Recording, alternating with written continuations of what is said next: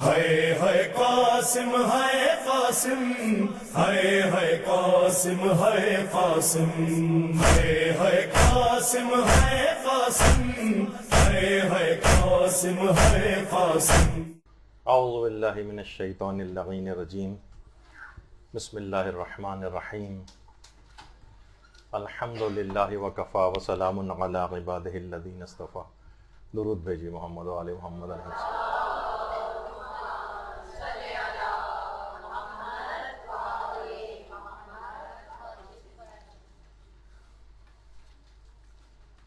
ذاکری کے سلسلے کا جو یہ کلاسز کا ایک سلسلہ چل رہا ہے، اس میں ایک سلسلہ فقہ عزاداری سے ریلیٹڈ بھی ہے.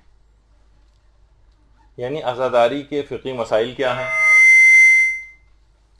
اور شریعت کے جتنے بھی ہمارے افعال ہیں وہ سب کے سب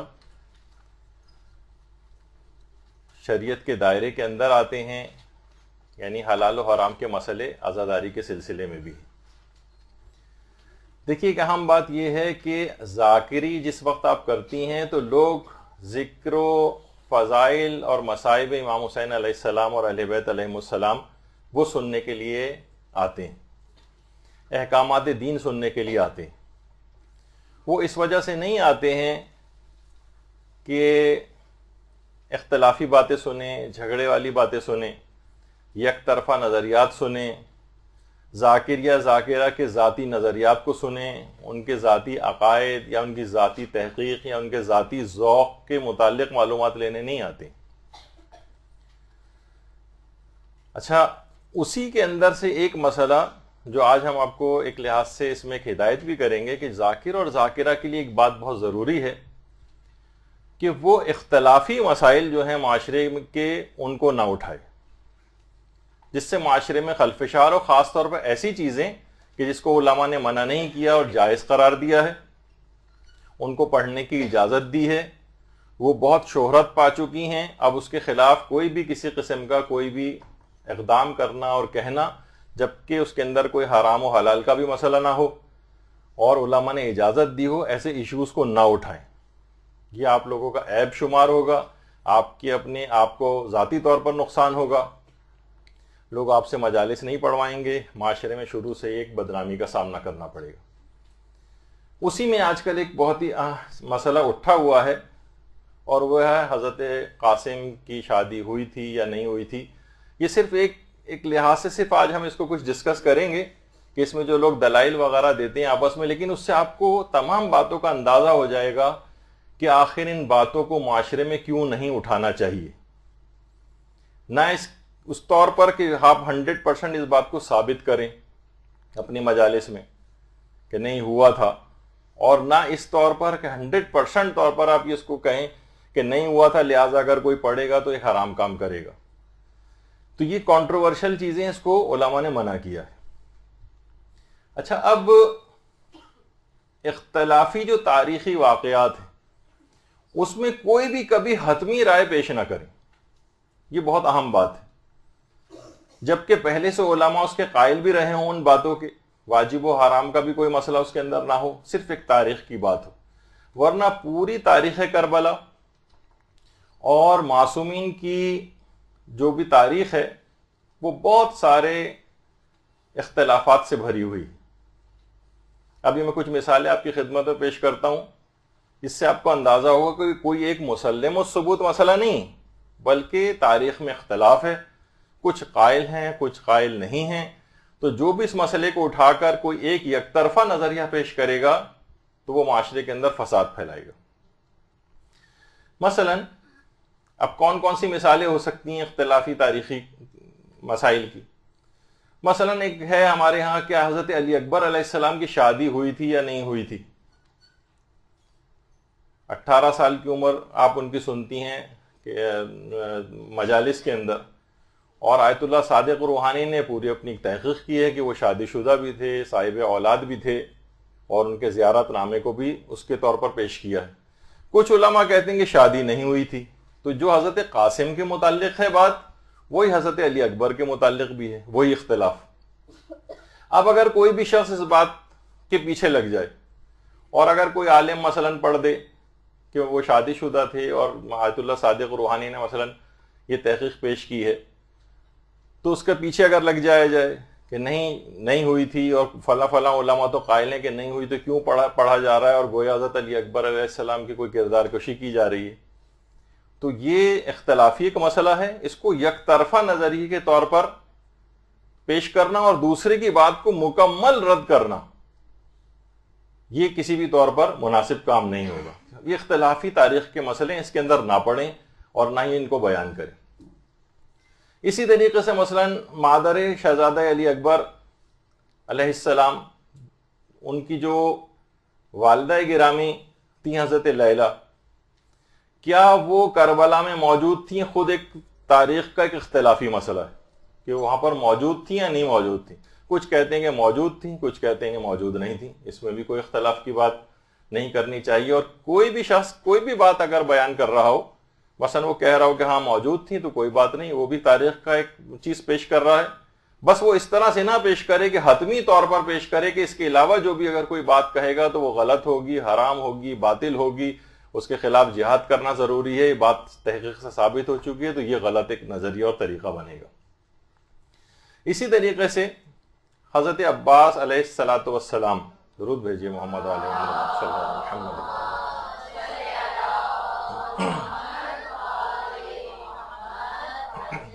ان کی زوجہ حضرت لبابہ، کیا یہ واقع کربلا میں موجود تھیں یا نہیں؟ زیادہ تر کہتے ہیں کہ موجود نہیں تھیں اور مدینے میں تھیں. اور مثلا کیونکہ ام البنین جو خود ان کی ساس تھیں، وہ ان کے پاس مدینے میں ان کی خدمت کے لیے موجود تھیں. کچھ کہتے ہیں کہ نہیں، کربلا میں موجود تھیں. خود حضرت ام البنین کے متعلق یہ کنفرم بات نہیں ہے کہ واقعہ کربلا جس وقت ہوا تو ام البنین حیات بھی تھیں یا نہیں. کچھ علماء یہ کہتے ہیں کہ نہیں، وہ اس سے پہلے انتقال کر چکی تھی. اور کچھ کہتے ہیں نہیں، وہ جو واقعہ بھی ملتا ہے کہ میرے 4 بیٹے تھے اور خیالی انہوں نے قبریں بنائی تھی. تو تاریخ کے اندر مختلف قسم کی اس طرح کے اختلافات موجود ہیں. ان تاریخی اختلافات سے پوری تاریخ جو ہے وہ بھری ہوئی. یا مثلا تاریخ میں ہے کہ بنو ہاشم کے پہلے شہید کون تھے؟ کچھ کہتے ہیں حضرت علی اکبر تھے، کچھ کہتے ہیں نہیں فلاں شہزادے، جب وہ تیر آ کر لگے تھے تو وہ بھی سب بنو ہاشم کے شہزادے تھے جو ان سے پہلے شہید ہوئے. اسی طریقے سے حضرت رباب اور ام رباب کا ایک قضیہ ہے تاریخ کے اندر. رباب الگ ہیں، ام رباب الگ ہیں. کچھ علماء اس بات کے قائل ہیں کہ رباب جو تھیں وہ امام حسین علیہ السلام کی زوجہ تھیں، اور ام رباب امام حسن کی زوجہ تھیں.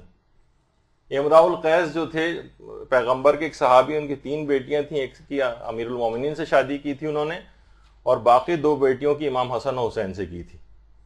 تو خود تاریخ کے اندر اس پہ بھی علماء کو اعتراضات ہیں کہ جو میں نے بات پیش کی اس پہ بھی وہ ہے. تو کوئی یک طرفہ بات پیش نہیں کی جا سکتی. پھر ایک بہت ہی بڑا مسئلہ پیش آتا ہے جو کہ ابھی گفتگو میں آگے چل کر ہی آئے گا کہ امام حسین علیہ السلام کی اولادیں کتنی تھی. اور اولادوں کے اندر بھی یہ مسئلہ پیش آتا ہے کہ بیٹے کتنے تھے اور بیٹیاں کتنی تھیں. بیٹے کتنے تھے اور بیٹیاں کتنی تھیں. اور یہ اختلاف ائمہ کی تمام اولادوں کے سلسلے میں. ابھی آگے چل کر ان کی بھی تفصیل آئے گی. پھر امام حسین علیہ السلام کی کون سی بیٹی قید خانے میں شہید ہوئیں، یہ خود بہت ہی بڑا معرکۃ الارا مسئلہ ہے. کیا وہ حضرت رقیہ تھیں یا حضرت سکینہ تھیں؟ اور رقیہ نام کی کوئی بیٹی تھی بھی یا نہیں امام کی، اس پہ خود ایک بہت بڑا اختلاف ہے. اس کی بھی تفصیل آگے چل کر آنے والی. پھر ایک اور بہت بڑا اختلاف حضرت فاطمہ صغریٰ سلام اللہ علیہ کا ہے کہ کیا وہ اول تو ان کا وجود تھا بھی یا نہیں، اور دوسرا تھا تو وہ مدینے میں چھوڑ کے آ گئے تھے ان کو، یا تمام بیٹیوں کو اپنے ساتھ امام حسین نے اپنے سفر کربلا میں ساتھ رکھا تھا. یہ تمام باتیں تاریخ کے اندر اختلافی. اسی طریقے سے بہت سارے اختلافات ہیں. مثلا حضرت زینب سلام اللہ علیہ، ان کا مدفن کہاں ہے، ان کا روضہ کہاں ہے؟ زیادہ مشہور تو یہی ہے کہ وہ شام میں ہے، اور بہت زیادہ رجحان ہے، بہت قوی رجحان ہے کہ ان کا شام میں ہی ہے. لیکن کچھ علماء اس کے بھی قائل ہیں کہ یعنی کچھ تاریخوں کے اندر یہ بات بھی آئی ہے، اور ان کا ایک روضہ مصر میں بھی ہے، مصر میں. اور آیت اللہ صافی گل پائگانی فرماتے ہیں کہ اس روزے کی زیارت کو بھی ترک نہیں کرنا چاہیے اور یہاں پہ بھی جانا چاہیے. یعنی جہاں جہاں احتمال ہو وہاں پر انسان جائے.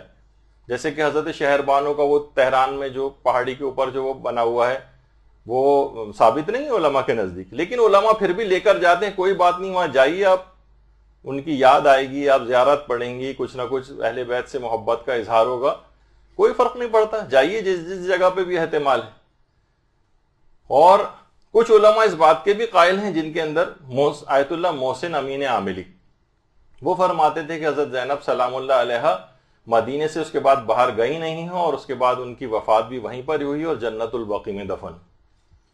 اب آپ نے دیکھا کہ کتنی ان مسائل کے اندر کتنی زیادہ تفصیل ہے. اس طرح کے بے شمار واقعات اور تاریخی واقعات ہیں جس میں اختلاف ہے اور کوئی یقینی بات نہیں. یہ زیادہ سے زیادہ کہہ سکتے ہیں کچھ کے بارے میں امکانات زیادہ ہیں، کچھ چیزوں کے بارے میں امکانات کم ہیں. اقوال علماء ادھر بھی ہیں، اقوال علماء ادھر بھی ہیں، آرا ادھر بھی پائی جاتی ہیں، آرا دوسری طرف بھی پائی جاتی ہیں. اس سلسلے میں بھی کتابیں لکھی گئی ہیں، اس جو دوسرا نظریہ ہے اس سلسلے میں بھی کتابیں. طرفین میں سب کے پاس اپنے اپنے دلائل موجود ہیں. تو کسی ایک نظریے کو، کسی ایک بات کو، کسی ایک تحقیق کو لے کر تمام دیگر افراد کی تحقیقات کو باطل قرار دینا، اس سے فساد اور اختلاف جو ہے وہ پیدا ہوتا ہے کہ بس میرا نظریہ صحیح ہے، اس کے علاوہ جو بھی کوئی نظریہ پیش کرے گا وہ نظریہ غلط ہوگا، وہ جھوٹ ہوگا، وہ افطرا ہوگا، وہ کذب ہوگا، وہ بہتان ہوگی، وہ مثلا کردار کشی ہوگی. یہ گویا دین کی عمارت منہدم ہوگی. اگر اس قسم کی کوئی بات کر رہا ہے تو وہ فساد کی طرف اس کا مطلب لے جا رہا ہے. اور آپ لوگوں کو بھی اس وجہ سے باتیں سب بیان ہو رہی ہیں اور آپ کے سامنے مختلف پہلو اس زاویے سے پیش کیے جائیں گے تو آپ کو اندازہ ہوگا کہ یک طرفہ طور پر کسی ایک تحقیق کو بیس بنا کر اور اسی پر سارا زور نہیں ڈال دینا چاہیے اور دوسروں کی رائے کا بھی احترام کرنا ہوگا. اچھا، اسی طرح سے ایک روایت ایک دفعہ مولانا علی نقی نقن صاحب نے بھی، علامہ علی نقی نقن صاحب، انہوں نے بھی پیش کر دی تھی اور آج تک لوگ ان کو اتنا برا بھلا کہتے آئے ہیں ان کے انتقال کے بعد بھی. مثلا ایک روایت ملتی ہے بطور تذکرہ انہوں نے کہ کربلا میں پانی موجود تھا یا نہیں، اس پہ ایک روایت پیش کر دی تھی. اس کے بعد سے آج تک اتنا زیادہ ان کے خلاف باتیں کی گئیں. تو ابھی قوم اس طور پر علمی لحاظ سے اتنی متحمل نہیں ہے کہ علمی موضوعات کو ان کے سامنے، عوام کے سامنے آپ لا کر پیش کر دیں جبکہ وہ مشہور نظریے کے خلاف ہو. تو ایسے ہی بہت سارے نوجوان آج کل جو ہے وہ پیدا ہو گئے ہیں اور کہیں بھی انہوں نے کوئی آرٹیکل کسی جگہ پڑھ لیا کسی کتاب کے اندر، سوشل میڈیا وغیرہ پہ، تو اس کو بالکل حتمی طور پر سمجھ کر اور اس کے لیے تبلیغ کرنا شروع کر دیتے ہیں، علماء کو برا بھلا کہنا شروع کر دیتے ہیں. کوئی عالم اگر وہ روایت پڑھتا ہے تو وہ مجمع میں کھڑے ہو جاتے ہیں اور منع کرنے لگتے ہیں کہ یہ غلط روایت آپ پڑھ رہے ہیں، یا ان کے خلاف ایک محاذ بنانے کی کوشش کرتے ہیں. اس قسم کے جو کم علم افراد ہیں ان کے لیے خود امام خمینی نے باقاعدہ اپنی ایک خطاب کے اندر امام خمینی نے ایک بات کہی تھی. 1358 ہجری شمسی میں خطاب کرتے ہوئے فرمایا تھا امام خمینی نے کہ ہمارے نوجوان جب مجلس عزا میں جاتے ہیں اور واعظ اور مقرر یا ذاکر جب کوئی روایت پڑھتا ہے تو کھڑے ہو کر کہتے ہیں کہ یہ روایت غلط ہے. یہ نہ سمجھیں کہ ایسا کر کے وہ دین کی کوئی خدمت کر رہے ہیں، بلکہ کہنا ہی قطعاً غلط ہے، اور ایسا کہنا بھی مجلس عزا کے خلاف حملوں میں سے ایک حملہ ہے، اور ایسا کرنے سے یہ سعادت ہمارے ہاتھ سے نکل جائے گی. یعنی امام خمینی نے ایسے کم علم افراد کو کہ اگر کوئی روایت پیش کر رہا ہے، تاریخ کے اندر اختلاف ہو سکتا ہے، تو کوئی بھی شخص کھڑا ہو کے کہنے لگے نہیں آپ یہ غلط روایت پیش کر رہے ہیں، تو یہ کہنے کا حق نہیں ہے. اس سے پوری آپ گویا ایک مجلس اعظم کے جو حملوں میں سے ایک حملہ جو ہے وہ امام خمینی نے قرار دیا. تو تاریخ کے اگر کسی واقعے کے اندر کوئی واجب و حرام کا مسئلہ نہ ہو، صرف ایک تاریخی بات ہو، علماء اس کے کچھ قائل بھی رہے ہوں اور اس کو بیان کرنے کی اجازت دیتے ہوں، تو اس میں جھگڑا اور فساد کرنے والی کوئی بات نہیں ہونی چاہیے. اسی طرح کا یہی والا مسئلہ ہے جو کہ ہم آج ڈسکس کریں گے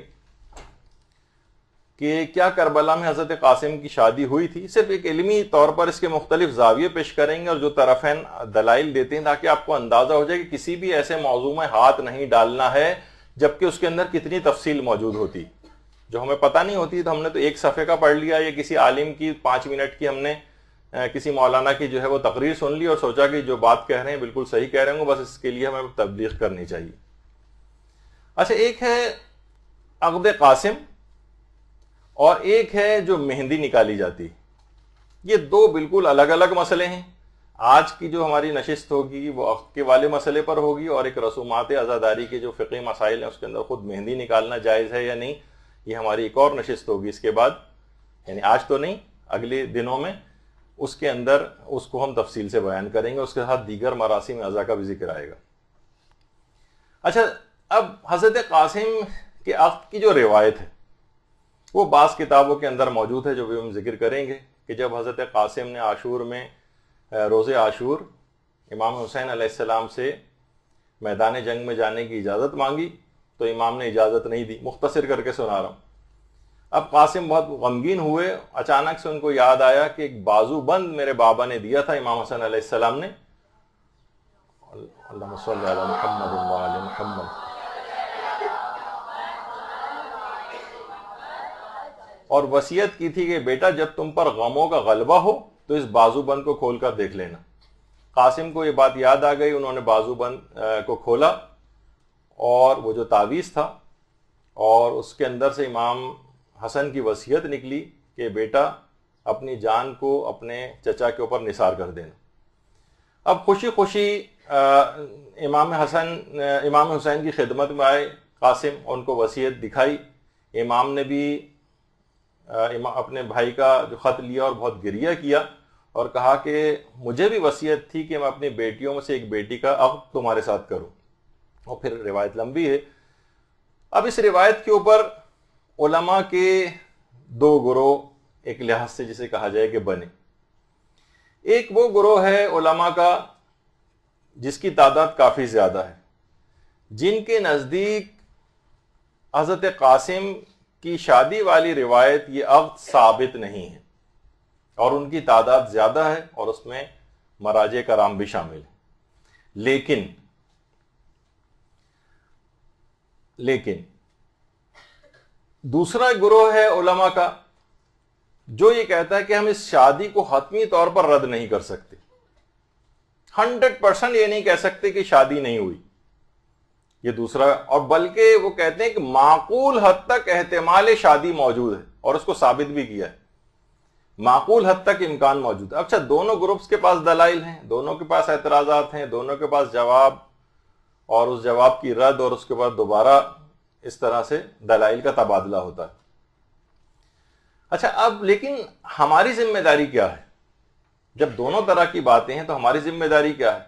دیکھیے، پہلا تو ایک تو یہ ہے کہ کیا اگر کوئی شخص عقد قاسم کی کوئی روایت پڑھتا ہے تو کیا یہ حرام ہے؟ تو جواب ہے کہ حرام نہیں، بلکہ ابھی آپ کے سامنے کہ وہ علماء جن کی تعداد زیادہ ہے جو کہتے ہیں کہ عقد حضرت قاسم ثابت نہیں ہے، وہ بھی یہ کہتے ہیں کہ کتاب کا یا عالم کا حوالہ دے کر اس عقد کو مجلس میں پڑھا جا سکتا ہے۔ ابھی سارے فتوے آپ کی خدمت میں پیش کریں گے۔ تو پھر جب معاملہ اتنا آسان ہے، ٹھیک ہے، بہت سے آپ کو بار بار اکثر لوگ وہ فتوے دکھائیں گے کہ دیکھیے انہوں نے کہا ہے کہ ثابت نہیں، انہوں نے کہا ہے ثابت نہیں، انہوں نے کہا ہے ثابت نہیں، لیکن ثابت نہ ہونے کے معنی کیا یہ ہے کہ یہ چیز جھوٹی ہے؟ اور تمام علماء نے کہا نہیں، جھوٹ اس کو جھوٹ نہیں کہا جائے گا، کوئی چیز ثابت نہ ہونے کے معنی یہ نہیں کہ وہ چیز جھوٹی، بلکہ یہ ہے کہ اس کو کتاب کا، کیونکہ تاریخ کے اندر یہ بات آ گئی ہے تو کتاب کا حوالہ دے کر یا عالم کا حوالہ دے کر نقل کیا جا سکتا ہے۔ اچھا، یعنی یقینی طور پر اس کو پیش نہ کریں کہ احتمال کے طور پر پیش کر دیں۔ اچھا، کیا یہ عقد قاسم کی روایت پڑھنا واجب ہے؟ تو یہ بات بھی بالکل غلط ہے۔ کوئی جو اس بات کا قائل ہو وہ کسی اور کو مجبور نہیں کر سکتا کہ میرے پاس دلائل موجود ہیں کہ ہوا تھا لہٰذا پڑھنی پڑے گی، لوگوں کو قائل کرے اور اس کے جو مخالفین ہوں ان کو برا بھلا کہے، ان کو جو ہے سخت قسم کے الفاظ ان کے لیے استعمال کرے، نہیں، اس کے لیے بھی جائز نہیں۔ تو اس طرح سے کیا ہوگا؟ ایک فساد بڑھے گا۔ جن علماء کے نزدیک ثابت نہیں ہے انہوں نے بھی احتمال اور امکان کے طور پر اس کو پڑھنے کی اجازت دی، اور جن علماء کے نزدیک بالکل بھی ثابت نہیں ہے وہ بھی زیادہ سے زیادہ، یعنی حرام تو کوئی بھی نہیں کہتا ہے کہ اس کو حرام ہے اس والی روایت کو مجلس کے اندر پڑھنا، زیادہ سے زیادہ یہ کہا ہے کہ بہتر ہے کہ نہ پڑھیں، یعنی وہ علماء جو بالکل جن کے نزدیک ثابت نہیں ہے انہوں نے بھی اچھی خاصی اس میں گنجائش چھوڑی. اچھا اب ایک چیز اور بھی پیدا ہونے لگی ہے, وہ یہ کہ دیکھیے مقلدین ٹائپ کے جو ہماری طرح کے جو افراد, کم علم افراد ہوتے ہیں, جاہل افراد ہوتے ہیں, ان کے اندر ایک ٹرینڈ جو ہے ڈالا جا رہا ہے یا ان کے اندر پیدا ہونے لگا ہے, وہ یہ ہے کہ مجتہدین سے ان کے فتاوے کے دلائل طلب کرنے کا رجحان پیدا ہو گیا, جو کہ تقلید کے مسئلے کے خلاف ہے. ہاں تاریخ میں ان سے آرگیو کر سکتے ہیں, پوچھ سکتے ہیں, اور وہ اس کے جوابات بھی دیتے ہیں. استفتاءات تاریخیہ موجود ہوتے ہیں, مراجع کے عقائد تک کے استفتاءات موجود ہوتے ہیں.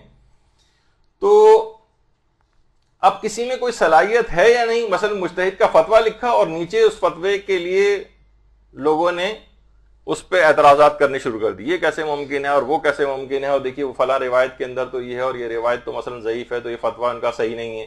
یعنی عام بالکل افراد جو کہ بالکل جاہل قسم کے افراد ہوں اور مجتہدین کی تحقیقات کو چھوڑ کر چھوٹے موٹے مولانا ٹائپ کی جو ہے ان کی تحقیقات کے اوپر جا رہے ہوں, تو گویا اسی طرح سے کہا جائے گا کہ کسی اسپیشلسٹ موجود ہے اور آپ کسی بھی عطائی کے پاس جا کر دکھا رہے ہوں, اس سے جا کر مشورہ لے رہے ہوں اپنی بیماری کا. آپ نے کہا کہ بھائی اتنے سرجن پہ پیسے خرچ کرنے کی کیا ضرورت ہے, ہمارے محلے میں قصائی ایک ہے, اس کے پاس چلتے ہیں, وہ بھی چیر پھاڑ بہت دنوں سے بکروگی کر رہا ہے, کچھ نہ کچھ آپریشن تو وہ بھی کر لے گا. رکشہ ڈرائیور ہے, اسے آپ کہیں گے ذرا جہاز کی سیٹ پہ بیٹھ کے اتنے عرصے رکشے چلاتے رہو, 50 سال جہاز بھی چلا لے گا یہ.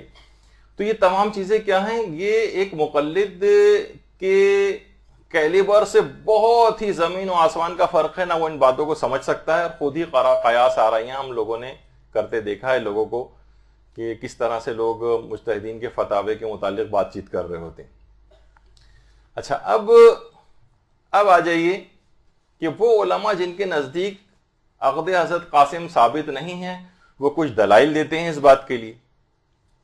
ان کی تعداد بہت زیادہ ہے, اور وہ یہ دلیلیں آپ کے سامنے ابھی جو پیش میں کر رہا ہوں, تاکہ آپ کے سامنے دونوں پہلو آ جائیں کہ اس چیز میں ہاتھ نہیں ڈالنا ہے آپ لوگوں کو, اور آپ کو بہت حد تک آج اندازہ ہو جائے گا کہ چیزوں میں جو سرسری سی نظر آتی ہیں اس میں کتنی تفصیل موجود ہوتی. تو ان کے اعتراضات میں سے ایک اعتراض یہ ہے, پہلا اعتراض, کہ یہ روایت جو ہے جس میں حضرت قاسم کی شادی کا چیز بیان ہوئی ہے, یہ قدیم معتبر کتابوں میں نہیں, بلکہ تو 9ویں اور 10ویں صدی ہجری کی جو کتابیں ہیں اس کے اندر ہے.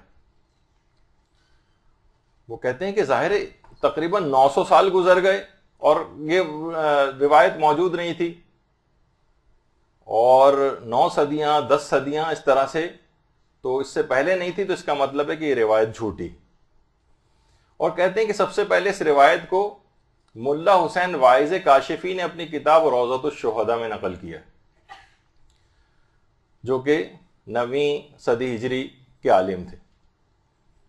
اور دوسرا یہ روایت جو ہے فخر الدین تریحی, ان کی کتاب المنتخب, اس کے اندر یہ والی روایت موجود ہے. اس کے متعلق بھی کہتے ہیں کہ کچھ لوگوں کا کہنا ہے کہ انہوں نے بھی شاید اس کو ملا واعظ کاشفی کی کتاب روضۃ الشہداء سے لیا ہے. تیسری جو کتاب ہے وہ علامہ فاضل دربندی کی اکثیر العبادات ہے. ان کتابوں کے اندر, اور پھر انہی علماء سے دیگر بعد کے علماء نے نقل در نقل کیا ہے.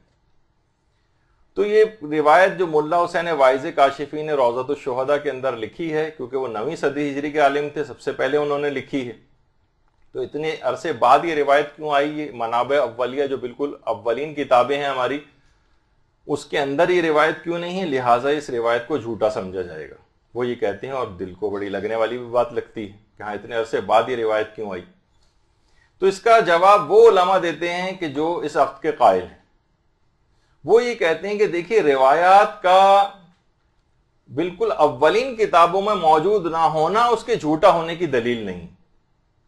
مثلا اس کی مثال بھی دی ہے انہوں نے, یعنی ضروری نہیں کہ وہ روایات جو کہ بعد کی صدیوں میں نقل ہوئی ہیں وہ سب روایات جھوٹی سمجھی جائیں گی, کوئی ابتدائی کتابوں کے اندر نہیں. مثلا اس کی ایک دلیل دیتے ہیں, وہ کہتے ہیں کہ جیسے نماز وحشت قبر کی جو روایت ہے, نماز وحشت قبر کی روایت 9ویں صدی ہجری کی روایت ہے, یعنی 9ویں صدی ہجری میں سب سے پہلے اس کو روایت کو نقل کیا گیا. نماز وحشت قبر, سب لوگ نماز وحشت قبر پڑھتے ہیں آج کل, سارے مراجع کی کتابوں کے اندر نماز وحشت قبر کا تذکرہ ہے. تو یہ روایت خود 9ویں صدی ہجری کی ہے. تو 9ویں صدی ہجری کی جب روایت ہے تو آپ نے اس کو کیسے لیا؟ بیچ میں ایک بات آ گئی تو یہ بھی ذکر کرتا چلوں کہ روایت میں ہے کہ جو شخص بھی وحشت قبر اس کو دامنگیر نہیں ہوگی جو مکمل رکوع کو انجام دیتا ہوگا. یعنی طویل رکوع آپ کریں، خشوع و خضوع کے ساتھ کریں، صحیح قرات کے ساتھ کریں اس کا ذکر جو ہے. تو یہ سب چیزیں، تو وہ علماء یہ کہتے ہیں کہ بھائی یہ والی روایت جو نماز وحشت قبر کی ہے یہ بھی تو 9ویں صدی ہجری کے اندر آئی ہے، پھر اس کو آپ نے کیسے لیا؟ اسی طرح سے 40 کی جو روایت ہے، 40 کی، یہ 7ویں صدی ہجری کی روایت ہے. ابن طاؤس نے سب سے پہلے 40 کی روایت 7ویں صدی ہجری کے اندر بیان کی. تو جب ہم 9ویں صدی ہجری اور 7ویں صدی ہجری کی روایت لے رہے ہیں تو حضرت قاسم کی 9ویں صدی ہجری کی روایت لینے میں پھر کیا حرج ہے؟ ان علماء کا یہ کہنا. ہاں آپ یہ کر سکتے ہیں، بلکہ علماء نے ایک بات کہی کہ فضائل وغیرہ کی جتنی بھی روایات ہیں ائمہ کے جس میں فضائل ہیں، ضروری نہیں کہ وہ تمام کی تمام ابتدائی کتابوں کے اندر موجود ہوں، وہ بعد کی کتابوں کے اندر بھی آئی ہیں. تو بہت سی روایات کچھ کتابوں میں ہوتی ہیں، بہت سی روایات بعد کی کتابوں میں ہوتی ہیں، تو یہ اس بات کا لازمہ نہیں. اور علماء نے اس کی ایک اور بھی مثال دی. علامہ کفمی جو ہمارے دعاؤں کے سلسلے کے بہت بڑے عالم گزرے اور بہت ہی معتبر ہے،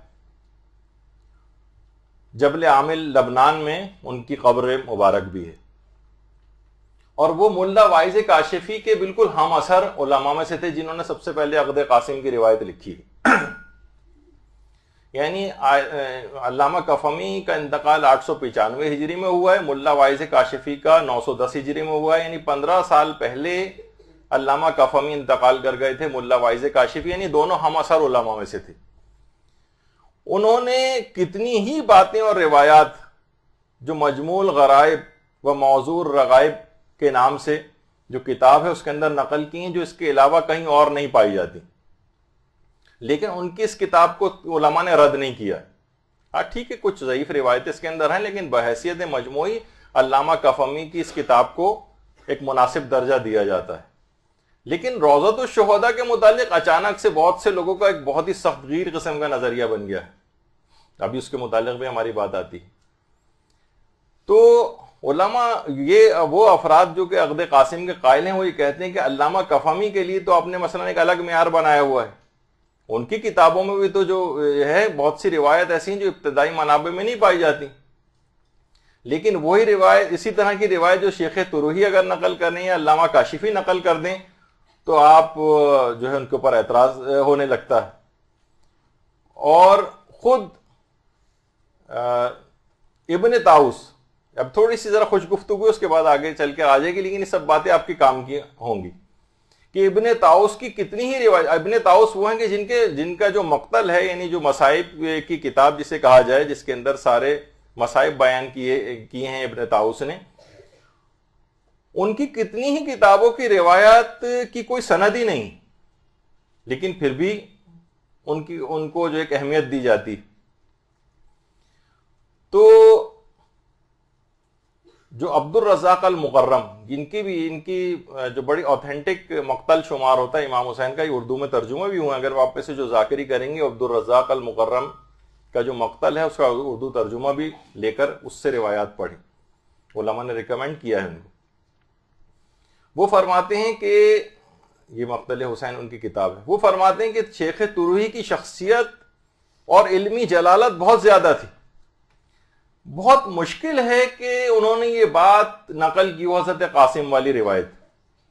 شاید یہ بعد میں کسی نے اضافہ کر دیا ہے، لیکن اس بات کا انہوں نے کوئی ثبوت مہیا نہیں کیا عبد الرزاق المقرم نے کہ کب یہ داخل کی گئی ان کی کتاب کے اندر. بس انہوں نے کہا کہ بہت بعید ہے کہ شیخ طروحی جیسا فاضل اور عالم اس روایت کو نقل کرے، ہو سکتا ہے کسی نے بعد میں اضافہ کر دیا ہو. تو اس کا کوئی ثبوت نہیں.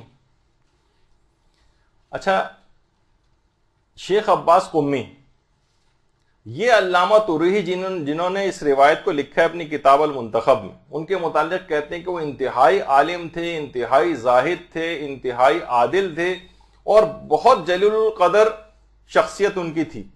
البتہ یہ واقعہ جو حضرت قاسم کا ہے، یہ کیونکہ معتبر کتابوں سے مجھے اس کی تائید نہیں ہوئی ہے، لہٰذا شیخ عباس قمی اس کو تسلیم نہیں کرتے۔ یعنی یہ نہیں کہا، یعنی پوری ان کی علمیات جلالت شیخ ترہی کی ماننے کے بعد کہا کہ یہ معتبر کتابوں سے اس کی تصدیق نہیں ہوئی۔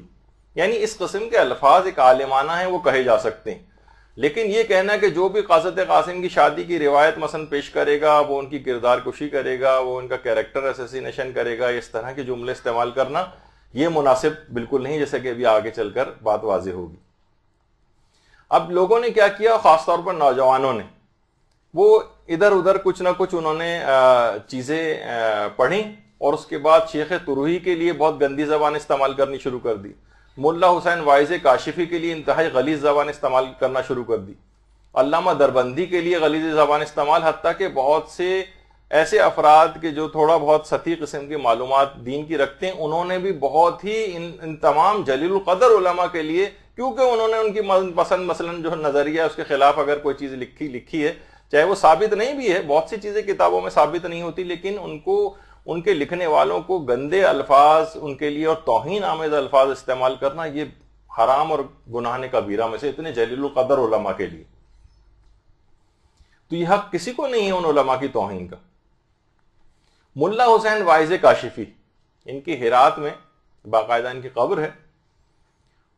البتہ علماء میں ذرا اس قسم کی باتیں چلتی ہیں، ان کے لیول کی حد تک اس کو کہا جا سکتا ہے کہ چلو وہ آپس میں ایک دوسرے کے لیے کچھ سخت الفاظ تاریخ کے اعتبار سے استعمال کر سکتے ہیں۔ اس میں شہید مطہری نے ملا واعظ کاشفی کے لیے بہت ہی سخت قسم کی ان کے اوپر تنقید کر دی ہے، ایک دو چند روایات کی بنا پر، لیکن اس پر بھی جو مراجع ہیں انہوں نے اعتراض کیا کہ شہید مطہری کو، یعنی نام تو نہیں لکھا لیکن انہوں نے ابھی آگے چل کر آئے گا کہ مراجع نے ان سخت زبان استعمال کرنے کو پسند نہیں کیا۔ تو وہ یہ کہتے ہیں کہ جو ملا واعظ کاشفی تھے، ان کا شیعہ ہونا یقینی نہیں ہے، جنہوں نے یہ روایت حضرت قاسم نقل کی ہے ان کا شیعہ ہونا یقینی نہیں ہے، کبھی سنی علاقوں میں جاتے تھے، کبھی شیعہ علاقوں میں جاتے تھے۔ تو یہ تو ہمارے بہت سارے علماء کی سیرت رہی ہے، عالم اتنے زیادہ علم رکھتے تھے کہ وہ سنیوں کے چاروں فقوں کے مطابق سنی فقہ کے لحاظ سے جوابات دیتے تھے، اور شیعوں میں شیعہ فقہ کے مطابق جواب دیتے تھے۔ تو ان کا ملا واعظ کاشفی کا سنی علاقوں میں جانا اور شیعہ علاقوں کے اندر جانا، یا ان کو مشکوک المذہب قرار دینا، یہ صحیح نہیں۔ کیوں صحیح نہیں ہے؟ اس وجہ سے کہ دیکھیے ابھی جو معتبر مقاتل بیان کیے ہیں آغا ری شاہری نے، یہ علم حدیث کے اعتبار سے ایران کے بڑے علماء میں ان کا شمار ہوتا ہے، اور ان کے بڑے اچھے ادارے بھی چل رہے ہیں وہاں پر۔ میزان الحکمہ وغیرہ جو کتابیں آپ لوگوں کے پاس احادیث کی ہوں گی اگر کسی کے پاس، تو وہ انہی کے زیر اثر کمپائل کی گئی۔ انہوں نے باقاعدہ جو معتبر مقاتل ہیں ان کی ایک فہرست جاری کی ہے کہ ان میں سے اس میں کتنے ہی ایسے ہیں کہ جو خالصتاً سنی، یعنی غیر شیعہ افراد، ہمارے اہل سنت برادران کے جو علماء ہیں ان کی جو کتابیں ہیں ان کو معتبر مقاتل میں شمار کیا، معتبر مقاتل میں، جیسے مقتل خوارزمی اہل سنت کے عالم تھے لیکن کہا یہ معتبر مقتل ہے۔ یعنی وہ علماء جو اس کا جواب دیتے ہیں وہ کہتے ہیں کہ اگر آپ یہ کہیں گے ملا حسین واعظ کاشفی شاید سنی تھے، یعنی احتمال ہے، شک ہے کہ پتہ نہیں شیعہ تھے یا شیعہ نہیں تھے، اس بنا پر ان کی روایت کو رد کیا جائے، ان کے مقتل کو رد کیا جائے، تو وہ علماء کہتے ہیں کہ جو آپ نے اتنی بڑی لسٹ پسند نکالی ہوئی ہے اس میں جو مقتل خوارزمی، یہ تو خود سنی عالم تھے، یہ تو پکے بالکل سنی تھے، تو پھر ان کو معتبر کس وجہ سے قرار دیا گیا ہے؟ تو صرف اس وجہ سے کہنا کہ کوئی شخص جو ہے اس کا شیعہ ہونا کنفرم نہیں ہے، یہ دلیل نہیں بنے گا کہ اس نے جو روایت بیان کی وہ جھوٹی۔ یا مثلا طبقات کبریٰ، یہ تو خیر کوئی اور جلد اس کے اوپر لکھی ہوئی، لیکن ابن سعد کی جو طبقات کبریٰ ہے اس کو بھی انہوں نے معتبر مقاتل میں جہاں مصائب کا تذکرہ ہوا اس کو معتبر سمجھا۔ اسی طریقے سے انصاب الاشراف جو علامہ بلازری کی کتاب ہے، اس کو بھی جو اہل سنت عالم ہے لیکن معتبر مقاتل میں اس کو شمار کیا۔ اسی طریقے سے تاریخ طبری ہے، اس میں جہاں پر ہیں ان کو بھی معتبر مقاتل میں شمار کیا ہے جہاں مصائب موجود ہیں. تاریخ عاصم کوفی کے اندر جو مقتل موجود ہے اس کو معتبر مقاتل میں شمار کیے، جو سب سنی کتابیں. اس کے علاوہ جو المعجم الکبیر جو ہے علامہ طبرانی کی، اس کو معتبر مقاتل میں شمار کیا ہے. ابن عساکر کی جو تاریخ دمشق ہے اس کو معتبر مقاتل میں شمار کیا ہے. اس کے علاوہ تذکرۃ الخواص جو سبطی ابن جوزی کی ہے، اور اس کے علاوہ اخبار الطوال جو کہ علامہ دینوری کی ہے، ان کو معتبر مقاتل میں شمار کیا ہے. تو وہ علماء کہتے ہیں کہ صرف ایک شخص کا جس کے متعلق صرف ایک احتمال ہے کہ شاید یہ سنی تھے مثلا، چلیں اگر اس بات کو بھی اگر ہم مان لیں، اول تو یہ بات بھی صحیح نہیں ہے، ابھی آگے چل کے علماء کے اقوال آئیں گے. تو جو بالکل پیور غیر شیعہ علماء ہیں ان کو آپ نے جب مانا ہے ان کے مقتل کو، تو فقط کاشفی کا مشکوک المذہب ہونا بالفرض اگر یہ کہا جائے، یہ ان کو قابل رد نہیں بناتا ہے. اس طرح تو بہت سارے لوگ ہیں. ہاں البتہ آپ ان کے روایات کے اوپر اعتراض کر سکتے ہیں، لیکن صرف اس بنا پر ان کو رد کرنا کہ ان کا مذہب صحیح طور پہ پتہ نہیں، شاید وہ سنی تھے لیکن اکثر علماء ان کے شیعہ ہونے کے قائل ہیں. تو جو پکے پکے سنی علماء ہیں ان کی بات کو آپ نے معتبر مقتل میں کیسے شمار کیا؟ اب اس پہ بہت ساری باتیں ہو سکتی ہیں، یقیناً اس کے بھی جواب دیے جا سکتے ہیں، پھر جواب کی بھی جواب دیے جا سکتے ہیں، اس کا بھی رد کیا جا سکتا ہے، لیکن یہ کہ وہ لمبی بحثیں. تو اس کو کتاب کو جو ملا واعظ کاشفی کی جس کے اندر یہ موجود ہے بات، اس کو مکمل طور پر رد نہیں کیا جا سکتا اور اس کتاب کو آؤٹ رائٹ ریجیکٹ نہیں کیا جا سکتا. اچھا ایک بات اور بھی یاد رکھیں، آپ کے بڑے کام کی ہونی چاہیے کہ چند غیر معتبر واقعات کا یا احادیث کا کتاب میں موجود ہونا اس کو بے اعتبار نہیں بناتا ہے. آپ یہ نہیں کہہ سکتے بھائی اس کتاب کے اندر چاہے تھوڑی بہت، مثلا ملا واعظ کاشفی کی کتاب میں 10-12 ایسی جگہیں ہیں کہ جن کو علماء نے کہا کہ نہیں یہ اس کے اندر کچھ باتیں ایسی نقل ہو گئی ہیں کہ جو مسامحات جنہیں کہا جاتا ہے، یہ تسامح ان سے ہو گیا ہے، یہ ان اوتھینٹک باتیں ہیں. مثلا جس کے اندر بہت ساری باتیں آئی ہیں کہ کیسے ممکن ہے کہ لاکھوں کا جو ہے وہاں پر لشکر ہو اور امام نے مثلا اتنے ہزار افراد کو جو ہے شہید کیا، اور وہ لوگ کیلکولیشن شروع کر دیتے ہیں کہ روز عاشور اتنا ٹائم امام کے پاس تھا اور اسی ٹائم میں اگر آدھے منٹ کے اندر بھی ایک شخص کو قتل کیا جائے تو اتنے افراد بنیں گے، تو اتنے زیادہ ہزاروں جو ہے وہ کس طریقے سے امام نے قتل کیے. تو اس کے بھی بہت سارے، اور یہ جو اعتراضات کیے گئے ہیں ان کی کتاب کے مندرجات پر، اس کے بھی جوابات دیے جا چکے ہیں کہ وہ بھی غلط نہیں کہے انہوں نے. مثلا اگر ہزاروں کا مجمع تھا جیسے آیت اللہ حافظ بشیر نجفی نے کہا کہ کیسے ممکن ہے، تو انہوں نے کہا دیکھیں بعض اوقات جب روایات میں ملتا ہے کہ امام جب جاتے تھے یا کوئی جاتا تھا میدان جنگ میں، تو اس وقت ایک بھگدڑ مچتی تھی خوف سے، اور ایک اسٹیمپیڈ ہوتا تھا. آج بھی آپ دیکھتے ہیں کہ حج وج پہ اسٹیمپیڈ میں 500 1000 2000 جو ہے افراد جو ہے وہ شہید ہو جاتے ہیں. کہیں پہ بھی کہیں بڑا مجمع ہوتا ہے، اور خاص طور پر اس وقت جب کہ سب کے سب افراد کے پاس مختلف قسم کے ہتھیار، نوکیلے ہتھیار بھی موجود ہوں، اور بھگدڑ مچ جائے تو ہلاکتیں اور زیادہ ہوں گی. تو اس کے جوابات علماء نے دیے ہیں کہ یہ نہیں کہ آپ کہہ سکتے کہ یہ روایات جھوٹی ہیں جن میں بہت کثیر تعداد کا تذکرہ ہوا ہے کہ یہ کیسے ممکن ہے کہ اتنے لوگ زیادہ شہید کر دیوں، ایک ایک شخص کو بھی تلوار سے اگر کریں گے تو اتنا ٹائم لگ جائے گا. نہیں، وہ اسٹیمپیڈ کے ذریعے بھی ہوئے ہیں. تو اس طرح کی بہت ساری باتیں ہیں جو کہ علماء نے اس کے بہرحال اپنے طور پر جوابات دیے ہیں. تو خود آیت اللہ خوئی نے خود یہ بات کہی ہے اپنی کتاب جو موجم رجال الحدیث ہے، علم حدیث کی جو رجال کی کتاب ہے، اس کی 8ویں جلد میں آقا خوئی نے کہا کہ کسی بھی کتاب میں چند باتیں اگر باطل ہیں یا چند باتیں غیر معتبر ہیں، اس سے پوری کتاب نہیں ہو جائے گی. پھر انہوں نے کہا ہے کہ پھر کتاب اصول کافی کا کیا ہوگا؟ اصول کافی کے اندر بھی جو ہماری کتنی معتبر کتاب ہے، لیکن اس کے اندر بھی کتنی احادیث ایسی ہیں کہ جو کہ ضعیف ہیں اور ثابت نہیں ہیں اور قابل اعتبار نہیں ہیں. تو اس سے پوری کتاب اصول کافی، تو آپ یہ نہیں کہہ سکتے کہ پوری کتاب کو کنڈیم کر دیں. یعنی اس تناظر میں علماء نے بات کہی ہے کہ ملا حسین واعظ کاشفی کی کتاب میں اگر 10-12 چیزیں مثلا اس قسم کی ہیں جس کی بعض کی تو توجیحات بھی پیش کی جا چکی ہیں، جیسے یہی کہ اتنے سارے افراد کو اتنا لشکر نہیں تھا اور یہ کیسے ممکن ہے وغیرہ وغیرہ، اس کے بھی علماء نے جوابات دیے. خود اصول کافی کے متعلق صرف آپ کی معلومات کے لیے کہوں کہ کل 16,000 100 یا 16,200 کے قریب روایات ہیں اصول کافی کے اندر جو بحیثیت مجموعی اس کتاب کے اندر. الذریعہ الی تصانیف الشیعہ میں آقا بزرگ تحراری نے کہا ہے کہ یعنی یہ جو 16,000 روایات میں سے، اس کی آواز کو تھوڑا کم کیجیے، یہ جو 16,000 احادیث ہیں اس میں سے 9,485 احادیث ضعیف ہیں اصول کافی کی. تو کیا آپ یہ کہیں گے معاذ اللہ کہ پوری کتاب اصول کافی جو ہے وہ پوری جو ہے وہ ضعیف احادیث پر مشتمل ہے اور یہ ہماری جو ہے نا معتبر کتابوں کے اندر شامل نہیں ہوگی؟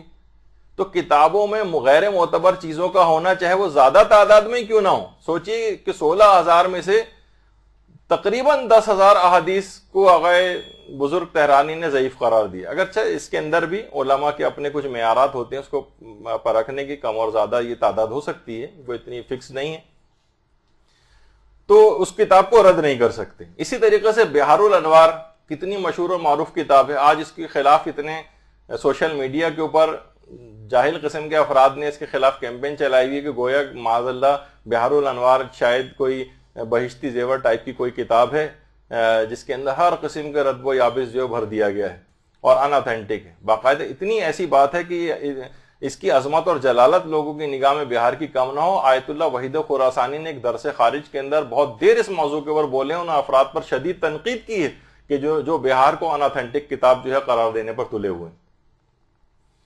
تو دیکھیے بہت ساری ایسی چیزیں ہیں. تو ان علماء کے اوپر اس بات کا الزام لگایا گیا ہے کہ انہوں نے تحریف کی ہے اور واقع کربلا کے اندر تحریف کی ہے. دیکھیے بہت ساری چیزوں کے اندر شہید مطہری نے جیسے کہ ابھی اس سے پہلے ذکر ہوا کہ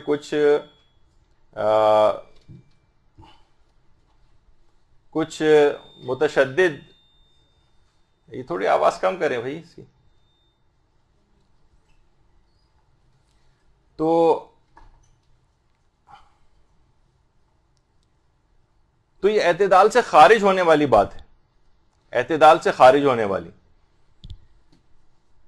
اچھا، ان کے اوپر یہ الزام لگایا گیا ہے کہ ملا واعظ کاشفی نے تحریف کی ہے.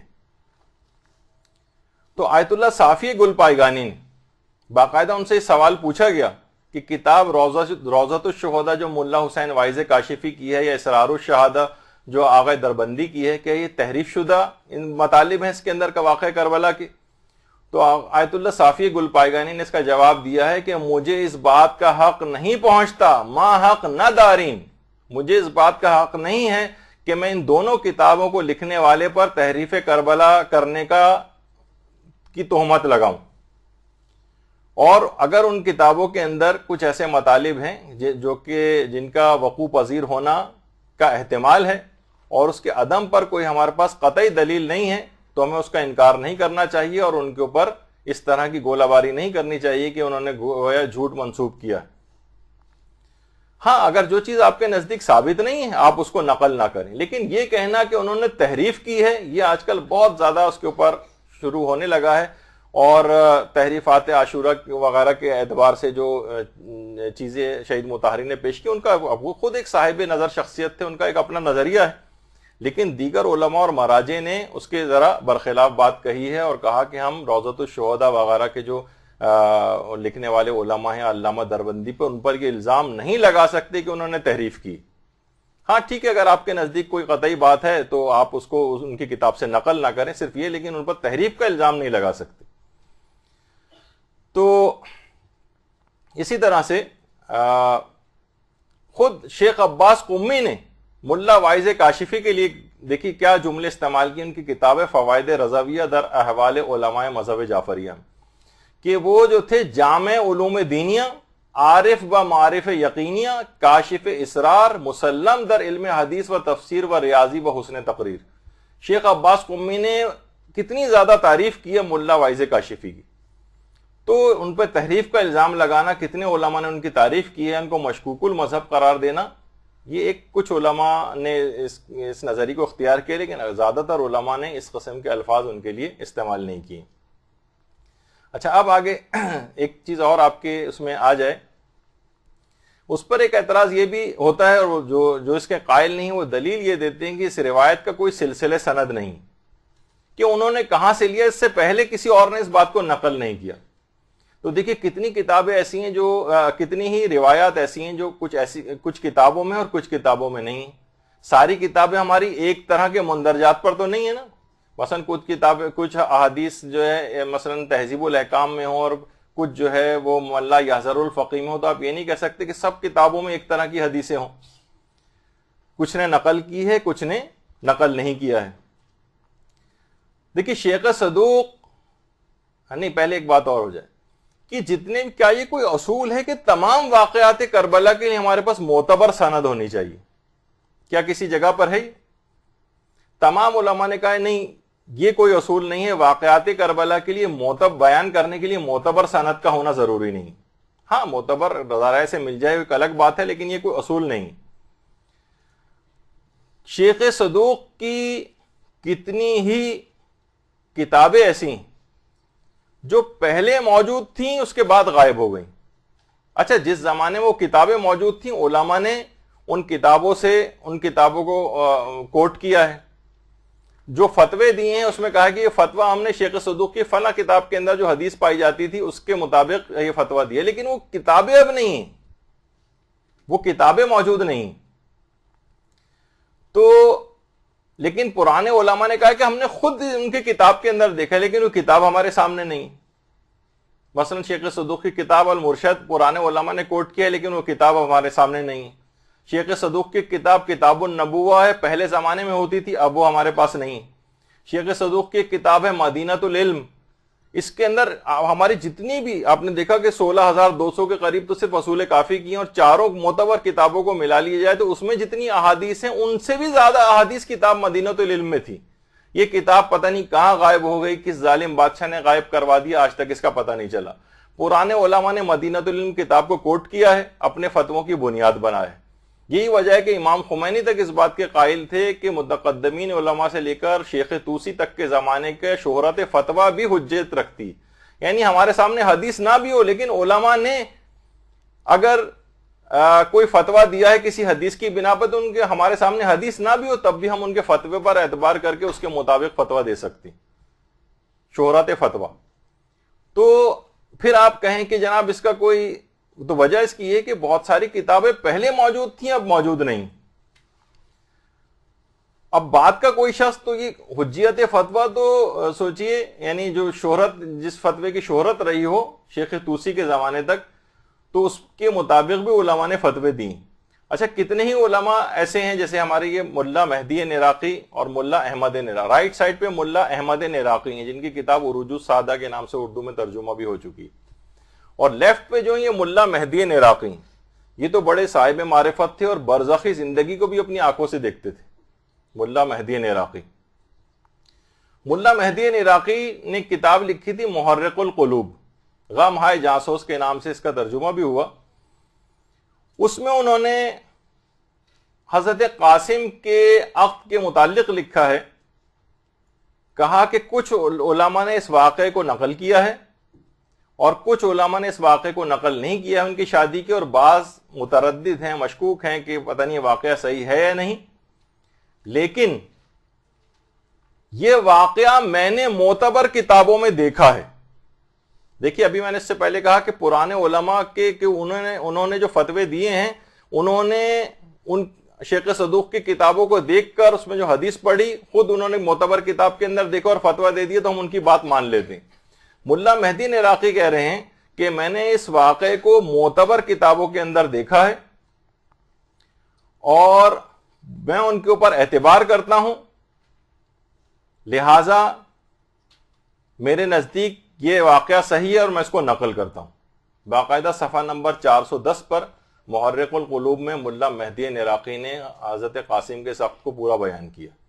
یعنی جہاں اس کی کتنی بڑی تعداد ہے، میں نے جس سے پہلے کہا کہ زیادہ تر علماء اس کے قائل نہیں، مراجع بھی ان کے نزدیک ثابت نہیں، لیکن خود ملا مہدی نراقی کہہ رہے ہیں کہ ہمارے پاس، یعنی ہم لوگوں کے پاس حدیث اس لحاظ سے نہیں، لیکن وہ کہہ رہے ہیں کہ میں نے خود اس کو معتبر کتابوں کے اندر پایا ہے. اسی طریقے سے علامہ دربندی وہ یہ کہتے تھے کہ اگر کوئی بھی صاحب تحقیق ہو تو اس عقد کے وقوع پذیر ہونے کے بارے میں قوی ظن پیدا ہونے کے متعلق اسے کوئی شک و شبہ نہیں ہونا چاہیے. تو سینکڑوں سال سے علماء کہہ رہے ہیں کہ لوگ ممبروں سے اس کو بیان کرتے آ رہے ہیں اور شعراء حضرات اس کو نقل کرتے آ رہے ہیں، تو اور سیرت نگار اور تاریخ دان اس کو جو ہے وہ مسلسل نقل کر رہے ہیں، تو اس میں کوئی حرج نہیں کہ اگر اس واقعے کو کبھی کوئی شخص اگر بیان کر دے۔ ایک مدینے سے مدینے تک جو آیت اللہ سید محمد جواد ذہنی تہرانی کی لکھی ہوئی کتاب ہے، اس کا اردو ترجمہ بھی ہو گیا ہے، اس کے اندر باقاعدہ اس یہ آیت اللہ ذہنی تہرانی ہے جن کی کتاب ہے مدینے سے مدینے تک، اس کے اندر بھی پورا یہ واقعہ موجود ہے کہ کس طریقے سے جو کہ ابھی آپ کو تفصیل اس کی سنائی تھی، تو وہ پوری روایت اس کے اندر جو ہے وہ موجود ہے۔ اچھا، اسی طرح سے آیت اللہ ابو الحسن شیرانی، انہوں نے نفس المحموم کا جو ترجمہ کیا ہے دمع السجوم کے نام سے، اس کے اندر بھی اس پورے واقعے کو، حضرت قاسم کے اس واقعے کو، نکاح کے واقعے کو لکھا ہے۔ جس طریقے سے دیکھیے علماء کہتے ہیں شیخ صدوق کی کتابیں غائب ہوئیں، اسی طریقے سے شیخ مفید کی کتابیں بھی غائب ہو گئیں، اور بعض کتابیں ایسی تھیں جو 400 سال پہلے تک تھیں، اب نہیں۔ آغا ہاشم بہرانی جنہوں نے مدینۃ المعاجز کے نام سے کتاب لکھی ہے، اس کو بھی بہت سارے لوگ اس کے خلاف بھی باتیں کرتے رہتے ہیں کہ اس میں بہت سارے معجزے ایسے ہیں کہ جو ثابت نہیں ہیں۔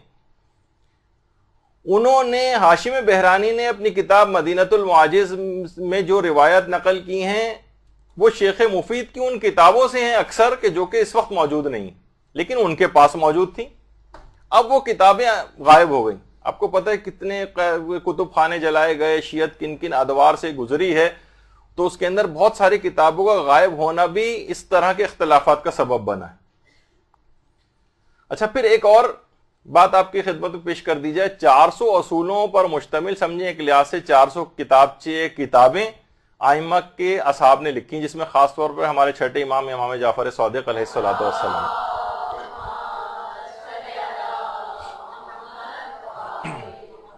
400 اصول، اچھا یہ کتابیں بھی غائب ہو گئی تھیں۔ پھر اس کے بعد میں صاحبان ایمان نے جب تھوڑے سے حالات بہتر ہوتے تھے تو ان کتابوں کو جمع کیا، جو کہ ہمارے چھٹے امام نے، لیکن کچھ علماء کہتے ہیں کہ نہیں، 7ویں امام اور اس کے بعد تقریباً اور ائمہ کے بھی یہ اصول موجود تھے اس طرح سے، تو 400 کتابیں۔ اور خود ہمارے استاد محترم علامہ صادق حسن صاحب قبلہ نے ایک دفعہ آج سے تقریباً 25 سال پہلے ایک درس میں ہمیں یہ بات بتائی تھی کہ ان 400 کتابوں میں سے پہلے علماء نے 382 تک تقریباً کتابیں جمع کر لی تھیں، اور لیکن 18 کتابیں پھر بھی مسنگ تھیں، جو چھٹے امام کے دور سے سوچئے وہ کتابیں مسنگ ہو گئیں، یا 7ویں امام کے دور سے، اور اس کے بعد وہ اب کچھ عرصے پہلے آیت اللہ حسین بروجردی کے دور میں 18 کتابیں ملی۔ تو یہ چیزیں ایسی ہیں کہ بہت بڑا اس بات کا سبب بنا ہے کہ کتابوں کا غائب ہو جانا۔ تو اول تو علماء یہ کہتے ہیں کہ جیسے شیخ مفید کی کتابیں ہیں، شیخ مفید کی جو کتاب ارشاد ہے اس میں اکثر روایات کا سلسلہ سند ہی نہیں، لیکن اس کو بھی علماء مرسل کی کیٹیگری میں ڈالتے ہیں، اور اگر روایات ضعیف بھی ہوں تب بھی واجب و حرام میں صرف ضعیف روایت نہیں چلتی، لیکن تاریخی واقعات کی جانچ میں ضعیف روایت بھی پیش کی جا سکتی ہے، اور ہاں عقائد میں نہیں چلے گی ضعیف روایت۔ فقہی مسائل کے اندر بھی مستحبات اور مکروہات کی دلیلوں میں کچھ علماء کہتے ہیں چلتی ہے، کچھ کہتے ہیں نہیں چلتی ہے، تو مرسل احادیث کو اکثر علماء کا ایک گروپ ہے جو کہتا ہے کہ مرسل احادیث کو بھی مانا جائے گا۔ تو واقعات کربلا میں ضعیف روایات کو بھی پڑھنے کی اجازت ہے۔ آج کل اس بات کا بہت زیادہ شہرہ ہو گیا کہ روایت متصل السند ہونی چاہیے، بالکل معتبر ہونی چاہیے۔ نہیں، واقعات کربلا میں اس قسم کا کوئی معیار ہی نہیں، ضعیف روایات کو بھی پڑھنے کی اجازت ہے۔ باقاعدہ آیت اللہ شبیریہ زنجانی سے یہ بات پوچھی گئی کہ ضعیف سند والی جو روایتیں کیا پڑھ سکتے ہیں مجالس وغیرہ کے اندر، تو انہوں نے لکھا ہے کہ خواندن بدون استناد و بصورت احتمال وقوع جائز است، یعنی اس کا امکان پایا جاتا ہو کہ وقوع پذیر ہونے کا، تو بغیر سلسلہ سند کی روایات کو بھی پڑھا جا سکتا ہے۔ البتہ بہتر ہے، بعد میں مشورہ دیے کہ کوشش کریں کہ معتبر منابع سے روایات کو پڑھیں، لیکن اصلاً انہوں نے فتوے کے اندر ضعیف روایات کو پڑھنے کی اجازت دی ہے۔ تو میں نے بطور مثال آپ کے سامنے پیش کیا، ورنہ ضعیف روایات کو دیگر علماء بھی پڑھنے کی اجازت دیتے ہیں. بلکہ خالی یہی نہیں، زبان حال کے طور پر بھی واقعات کربلا کو پڑھا جاتا ہے. آپ سنتی ہیں نا کتنے علماء سے آپ ایک ہی طرح کے مصائب کو سنیں، وہ الگ الگ طریقوں سے اس کو بیان کرتے ہیں. تو یہ نہیں کہ پورا روایت کے اندر جس طرح کے جو الفاظ ہوں ویسے ہی پڑھا جائے، زبان حال کے طور پر بھی پڑھائی جاتی ہیں چیزیں. البتہ اس کی بھی کچھ شرطیں ہوتی ہیں کہ لوگوں کو پتہ چل جائے کہ آپ زبان حال کے طور پر اس چیز کو پڑھ رہے ہیں. مثلا جب 11 محرم کا قافلہ چل رہا ہے تو حضرت زینب کے سوار ہونے کی باری آئی تو انہوں نے فرات کی طرف دیکھا اور رخ کیا اور کہا کہ عباس کاش تم ہوتے تو سوار کراتے.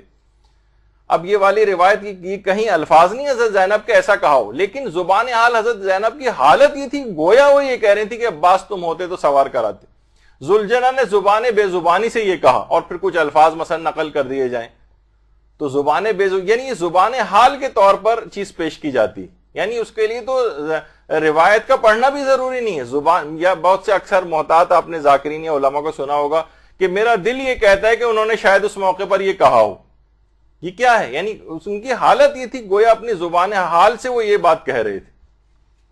تو ضعیف روایت بھی پیش کی جا سکتی ہیں، زبان حال کے طور پر بھی پیش کی جا سکتی ہیں. تو پھر آخر صرف عقد قاسم کی روایت ہی کے لیے متصل السند صحیح السند روایت کیوں درکار ہے؟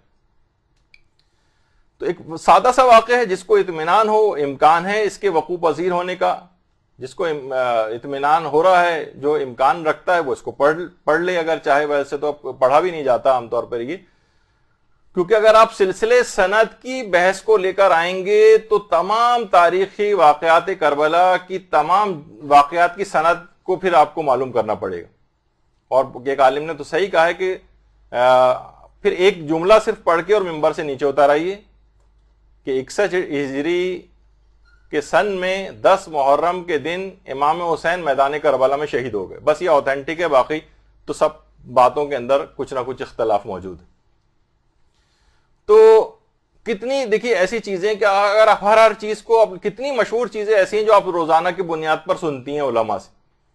مثلا وہ آپ سنتی ہیں کہ شمر ملعون کا امام حسین کے سینے کے اوپر سوار ہو جانے والی جو روایت ہے سر کاٹنے سے پہلے، باقاعدہ آیت اللہ خوئی نے اپنی کتاب کے اندر لکھا ہے کہ اگرچہ یہ روایت کتابوں کے اندر موجود ہے مقاتل کی، لیکن صحیح طریقے سے روایت ثابت نہیں ہے کہ شمر ملعون جو ہے وہ ان کے سینے پر سوار ہو کر بیٹھا تھا.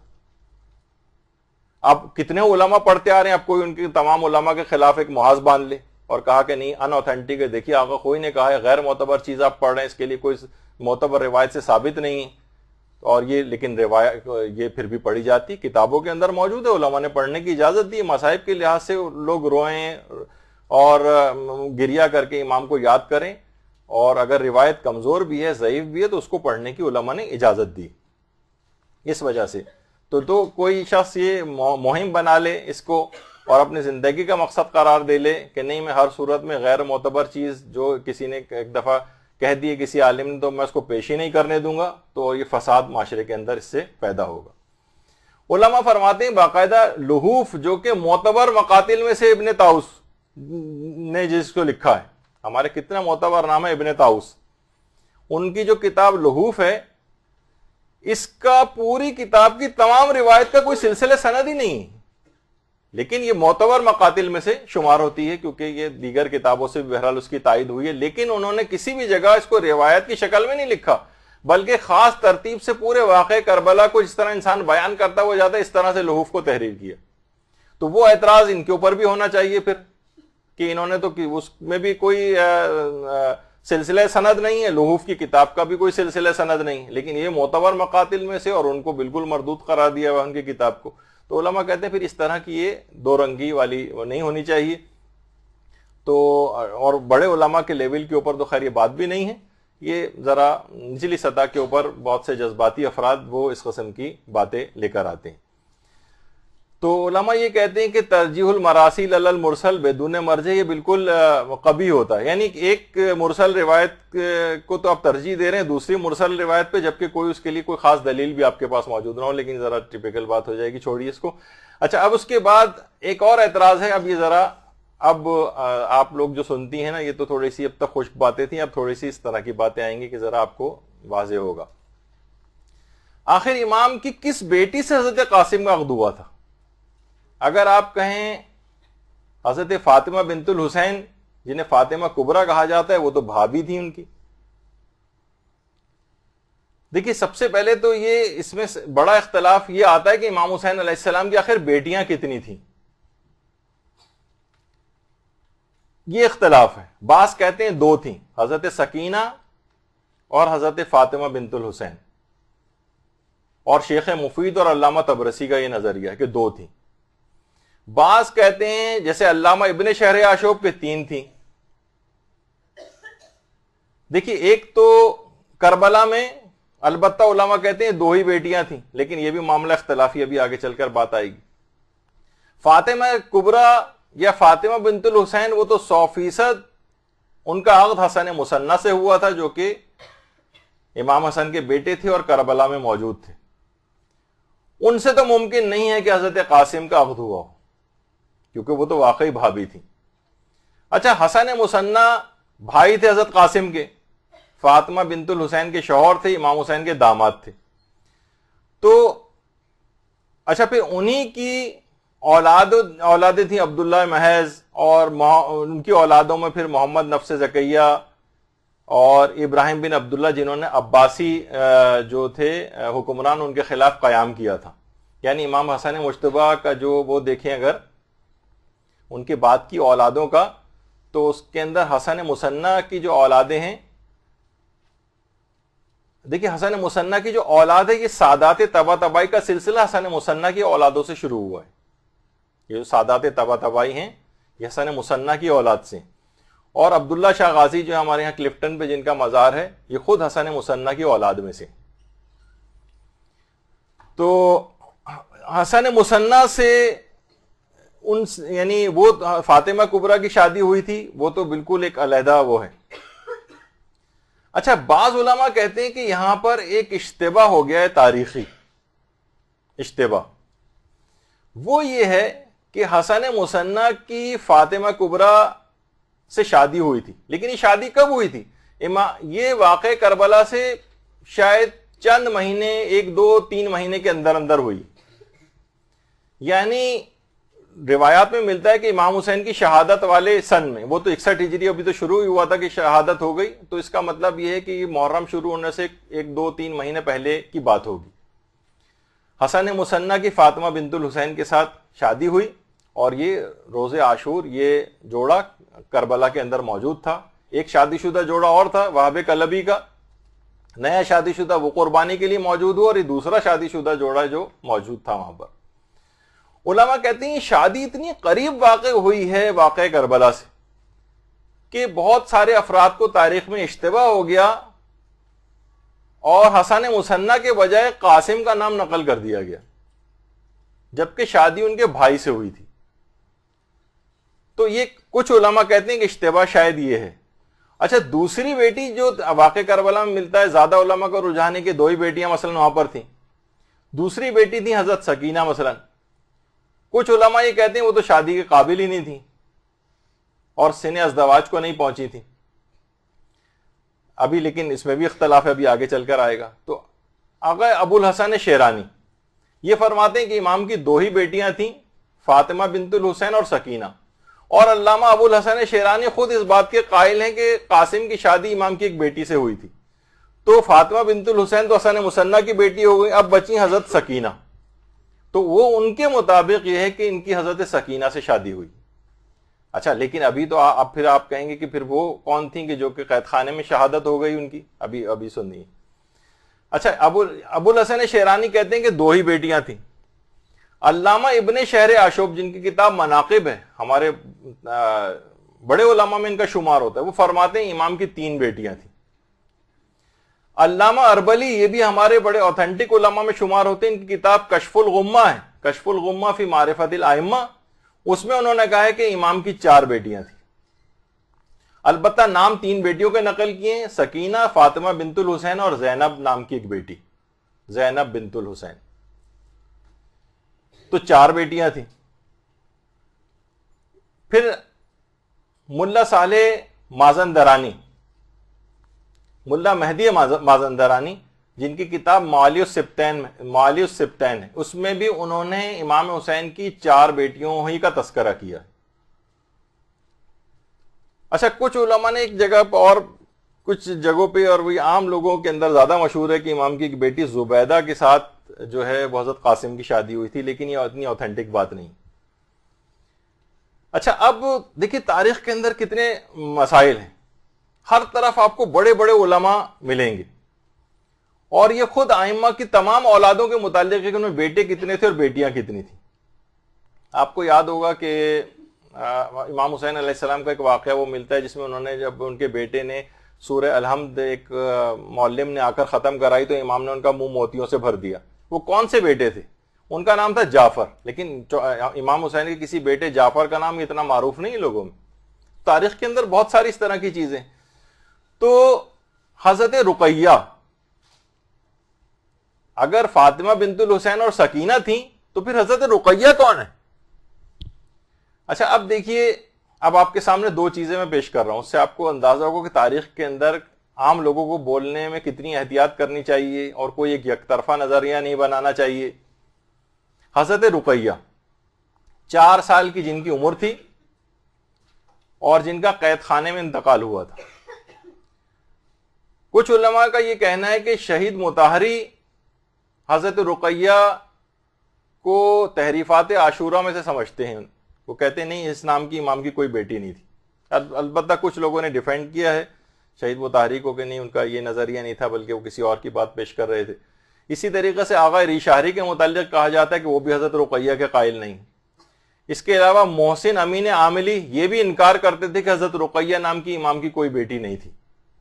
اسی طریقے سے آیت اللہ مرشی نجفی جیسا علم الانساب کا ماہر، انہوں نے تو اپنی کتاب یعنی باقاعدہ ان کا نقل کیا گیا ان کا قول کہ اگرچہ قابل اعتبار مدارک اور منابع بیٹی رقیہ کے بارے میں خاموش ہے، یعنی قابل اعتبار کتابوں میں ان کا تذکرہ نہیں ہے، لیکن اس قدر شہرت کے پیش نظر ان کے وجود سے انکار بھی نہیں کیا جا سکتا۔ یعنی اتنی زیادہ مشہور ہے بات ہی کہ حضرت رقیہ کے متعلق کہ ہم کوئی ایک نظریہ نہیں بنا سکتے کہ اگرچہ قابل اعتبار مدارک میں ان کا کوئی تذکرہ نہیں۔ دیکھیے ان کے متعلق بھی یہ بات ہو رہی تھی نا کہ جو قابل اعتبار کتابیں ہیں اس سے تائید نہیں ہوتی حضرت قاسم کی، لیکن شہرت رکھتی۔ تو اسی طریقے سے کہہ رہے ہیں کہ ان کی بیٹی رقیہ کے متعلق بھی قابل اعتبار مدارک میں تذکرہ نہیں ہے، لیکن اتنی زیادہ شہرت ہے کہ انکار بھی نہیں کیا جا سکتا۔ اسی طریقے سے جواد محدثی، یہ تاریخ کے بڑے شیعہ علماء میں قرار دیے جاتے ہیں۔ جواد محدثی نے بھی انکار کیا حضرت رقیہ نام کی کوئی بیٹی نہیں تھی امام کی۔ اسی طریقے سے آیت اللہ جواد عاملی نے بھی انکار کیا۔ یہ گروپ سن لیا آپ نے، کتنے بڑے بڑے علماء اور نام ہیں۔ اب دوسرا گروپ آ جائیے، آیت اللہ ناصر مکارم شیرازی کہتے ہیں حضرت رقیہ موجود تھی، امام کی ایک بیٹی نہیں حضرت رقیہ، یہ قائل ہیں۔ آیت اللہ نوری حمدانی یہ قائل ہیں۔ آیت اللہ شیخ جواد تبریزی یہ قائل ہیں، اور بلکہ یہ تو کہتے تھے کہ واجب ہے حضرت رقیہ کی جہاں ذریعہ ہے اس کا مکمل احترام اسی طریقے سے واجب ہے، چاہے احتمالی کیوں نہ ہو اس کا، وہ بھی حضرت رقیہ کے قائل تھے۔ اسی طریقے سے آیت اللہ علی حسینیہ میلانی یہ قائل ہیں کہ حضرت رقیہ تھیں، امام کی بیٹی تھیں۔ آیت اللہ صافیہ گلپائگانی قائل ہیں۔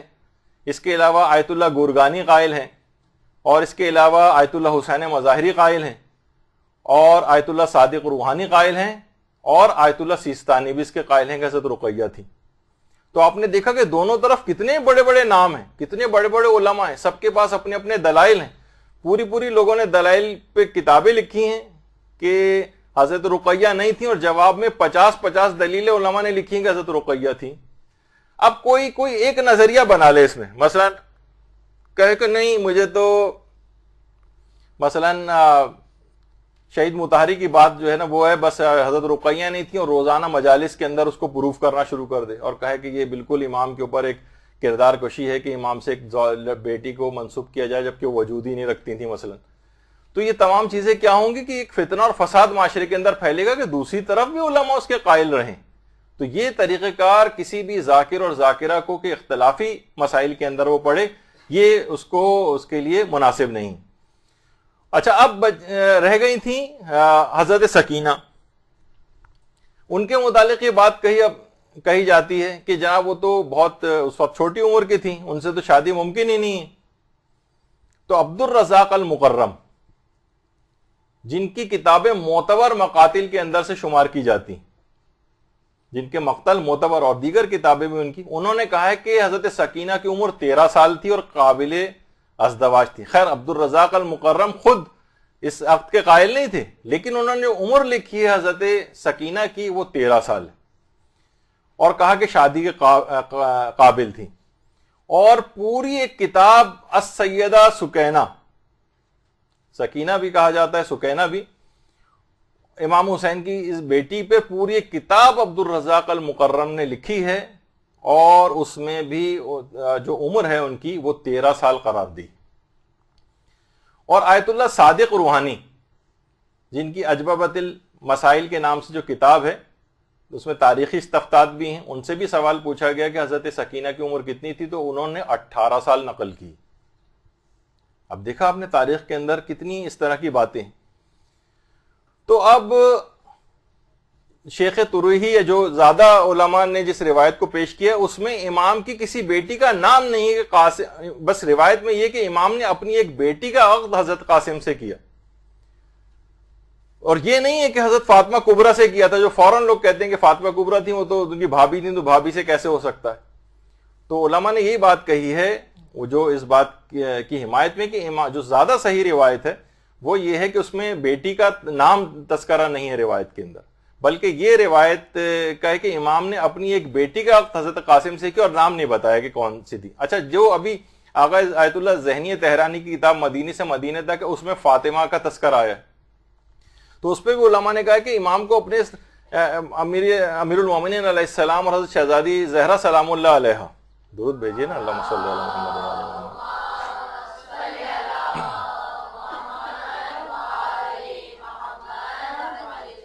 اتنے زیادہ عزیز نام تھے، اپنے سارے بیٹوں کے نام علی رکھے تھے، علی اکبر، علی اوسط، علی اصغر، یہ سب بعد میں ان کو ڈیفرینشیٹ کرنے کے لیے ان کو اس طرح سے کہا جانے لگا۔ فاطمہ صغریٰ اور کبریٰ اور وسطیٰ وغیرہ اس طرح کے جو نام ہیں، کیونکہ ساری بیٹیوں کے نام فاطمہ رکھے تھے۔ تو امام کی کتنی بیٹیاں تھیں یہ خود ایک اختلافی بات ہے، آپ نے سنا 2 تھیں، 3 تھیں، 4 تھیں، علامہ اربنی نے لکھا جیسے کہ کچھ علماء اس کے بھی قائل ہیں کہ 5 تھیں، اور کچھ 7 تک بھی لے کر جاتے ہیں۔ اور امام نے کیونکہ سبھی کے نام فاطمہ رکھے تھے، تو اب روایت میں جو فاطمہ ہے تو کون سی والی فاطمہ ہو سکتا ہے کہ حسن مصنع والی فاطمہ نہ ہو، بلکہ کوئی اور بیٹی فاطمہ ہو امام کی، جن کا روایت کے اندر تذکرہ نہیں آیا ہے۔ تو اس احتمال کو مکمل طور پر رد نہیں کیا جا سکتا کہ فاطمہ نام ہی کی کسی بیٹی کے ساتھ عقد ہوا تھا، لیکن یقیناً وہ حضرت حسن مصنع کی زوجہ نہیں ہو سکتی، وہ تو بھابھی تھی ان کی، ان سے کیسے عقد ہو سکتا تھا؟ تو کوئی اور فاطمہ نام کی کوئی بیٹی امام کے ساتھ۔ اب کچھ علماء نے یہ بھی کہا کہ امام کی جو 2 بیٹیاں تھیں، اس میں جو سکینہ اور رقیہ بھی گویا ایک لحاظ سے، کیونکہ امام کو بہت زیادہ ان سے محبت تھی، ان کے دل کا سکون تھی، تو وہاں پہ سکینہ کہا جاتا تھا۔ اور اس کے بعد جب وہ زندان شام میں آئیں اور ہر وقت روتی رہتی تھیں، تو رونے والی کو رقیہ کہا جاتا ہے۔ تو وہاں پر کہاں ہے بھائی وہ رونے والی، تلاش کرو اس کو، تو وہ رقیہ کہہ کے پکارا جانے لگا، ورنہ سکینہ اور رقیہ ایک ہی چیز، شخصیت کے نام ہے۔ اب بڑا تاریخ کے اندر اس طرح کی چیزیں ایسی ہیں کہ جیسے کہ ابھی میں نے آپ کو کہا کہ علامہ اربلی نے کشف الغمہ میں 4 بیٹیاں نقل کی ہیں، اور مؤلف سبتین کے اندر بھی جو ہے وہ 4 بیٹیوں کا تذکرہ ہے۔ تو اس امکان کے پیش نظر علماء نے اس کو جائز قرار دیا ہے اس کو پڑھنے کے لیے۔ اور اہل سنت علماء میں بھی محمد ابن طلحہ شافعی نے ان کی کتاب مطالب الصول ہے، اس میں بھی 4 بیٹیوں کا تذکرہ کیا ہے۔ اچھا، ایک اور بیٹی بھی ہیں زینب بنت الحسین، ان کا بھی بڑے بڑے ابن شہر آشوب، محسن امین عاملی نے تذکرہ کیا ہے، اس کا مطلب ہے کہ وہ بھی الگ سے کوئی بیٹی تھی۔ اور ایک اور بیٹی کا تذکرہ بھی تاریخ میں ہے، خولہ بنت الحسین، ان کا بعلبک جو لبنان کے اندر ایک علاقہ ہے، وہاں پہ باقاعدہ ان کا جو روضہ بھی ہے، وہ امام حسین کی بیٹی کے لحاظ سے کچھ نے اس کو بھی نقل کیا ہے، اور باقاعدہ رہبر معظم نے اس روضے کو بعلبک میں بنوایا بھی ہے لبنان کے اندر، اور بڑا پرشکو ان کا وہ ہے، اور حزب اللہ وغیرہ کی جو دعا افتتاح جو پڑھتے ہیں وہ اسی ان کے روضے میں جا کر پڑھتے ہیں۔ تو بہت ساری اس طرح کی چیزیں جو چلیں اتنی اوتھینٹک نہیں ہیں، زیادہ قابل اعتبار قرار نہیں دیا جا سکتا، لیکن خولہ نام کی بھی ایک بیٹی تھی۔ تو بہت ساری اس طرح کی باتیں تاریخ کے اندر ہیں۔ اچھا، کچھ یہ بھی کہتے ہیں کہ حضرت قاسم عمر کے اعتبار سے بالغ نہیں تھے، تو کیسے ممکن ہے کہ ان کی شادی کی بات جو ہے وہ ہوئی ہو؟ تو دیکھیے، سب سے پہلے تو حضرت قاسم کی عمر کے متعلق اختلاف ہے۔ اور خود امام حسن کی شہادت کی جو سن ہے اس میں بھی اختلاف ہے. مثلا شیخ طوسی نے 49 ہجری لکھا ہے, ابن قتیبہ نے 51 ہجری لکھا ہے, اور ابو الفرج اصفہانی انہوں نے 50 ہجری لکھا ہے, اور کچھ علماء نے 47 ہجری بھی. بہرحال حضرت قاسم کی عمر جو ہے کچھ روایات میں تو یہ ہے کہ 4 سال کے تھے, لیکن وہ آپ کیسے اس کو وہ کر سکتے ہیں کہ 4 سال کا بچہ جو جا کے اور وہاں جا کے میدان جنگ میں مقابلہ کر رہا ہو, تو وہ تو اتنی قابل اعتنا نہیں ہے. لیکن 11 سال 13 سال اور 14 سال بھی روایات کے اندر آئی. اچھا, لیکن یہ بلوغ کے اعتبار سے بلوغ کی جو عمر ہے, عمر کے اعتبار سے دیکھیے, عمر جب 15 سال کوئی بھی لڑکا اپنی عمر کو مکمل کر لیتا ہے تو عمر کے اعتبار سے بالغ ہو جاتا ہے. لیکن بہت ساری دیگر علامات بلوغ سے ممکن ہے وہ ان علامات بلوغ کی وجہ سے وہ پہلے بالغ ہو جائے. آج بھی لڑکے 12 سال 13 سال کی عمر میں بالغ ہو جاتے ہیں.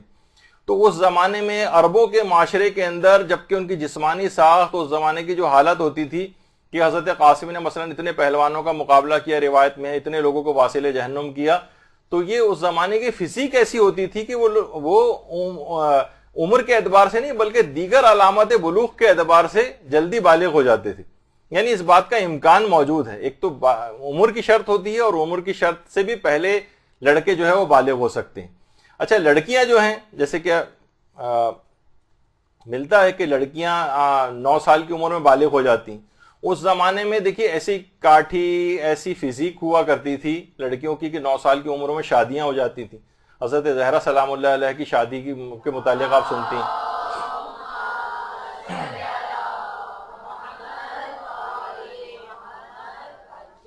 تو وہاں کی آب و ہوا اور اس کے مطابق اور ان کے ہاں اولادیں بھی جلدی جلدی ہو جاتی تھیں. آج کل کی 9 سال کی بچیوں کو آپ دیکھیں ممکن ہی نہیں لگتا کہ یہ شادی کے قابل ہو.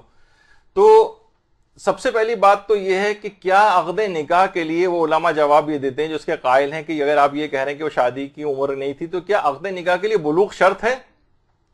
نابالغ کی بھی بہت ساری مصلحتوں کے تحت شادی ہو سکتی ہے. شادی میں ہمیشہ ازدواجی فائدہ جو ہے وہ مقصود نہیں ہوتا ہے. بعض اوقات لوگ نہ بچیاں ایڈاپٹ کرتے ہیں ان کی تاکہ ہم ان کے بالغ ہونے کے بعد بھی ان کے ساتھ محرمیت قائم رہے, تو کچھ عقد محرمیت وغیرہ بھی پڑے جاتے ہیں جس کا بھی موقع نہیں ہے بیان کرنے کا, لیکن تاکہ ان میں محرمیت قائم ہو جائے کچھ اس طرح کی اس کے اندر شرعی ہیلے کیے جاتے ہیں کہ جس سے وہ بعد میں بھی اس شخص کی جو ہے وہ محرم بن جائے. تو صرف ضروری نہیں ہے, اور بعض مراجع تو یہاں تک قائل ہیں جیسے آیت اللہ صادق روحانی, انہوں نے تو آیت اللہ صادق روحانی نے اپنے فتویٰ میں کہا ہے کہ حضرت قاسم کے اس عقد کو اس وصیت کے طور پر قبول کرنے میں حرج نہیں ہے کہ جو کہ امام حسن نے کی تھی. ان کی وصیت تھی اور وصیت کے مطابق جو ہے امام نے جو ہے وہ عمل کیا ہے, تو اس لحاظ سے وصیت کو نافذ کرنے کے لحاظ سے اس کے اندر کوئی امر مانے نہیں. یہ نابالغ کا عقد بھی ہو سکتا ہے, یعنی جو بچے کا جو ولی ہے وہ اس کو وصیت کی وجہ سے اس کو نافذ کر سکتا ہے جو بھی وصی.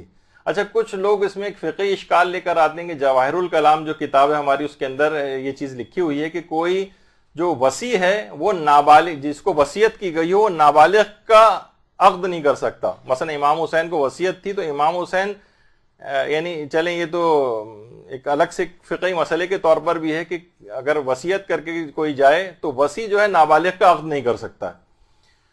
تو اس پہ بھی علماء نے بات کہی اور کہا یہ بات اگرچہ اختلافی ہے, لیکن وہ آیت اللہ خوئی نے مستند عروۃ الوثقی کے اندر باقاعدہ محمد ابن مسلم اور ابو بصیر کی جو صحیح روایت ہے اس میں ثابت کیا ہے کہ وصی بھی جو ہے جس کو وصیت کر کے گیا ہوں وہ بھی نابالغ کا عقد کر سکتا ہے. اور امام کے پاس تو ولایت مطلقہ تھی.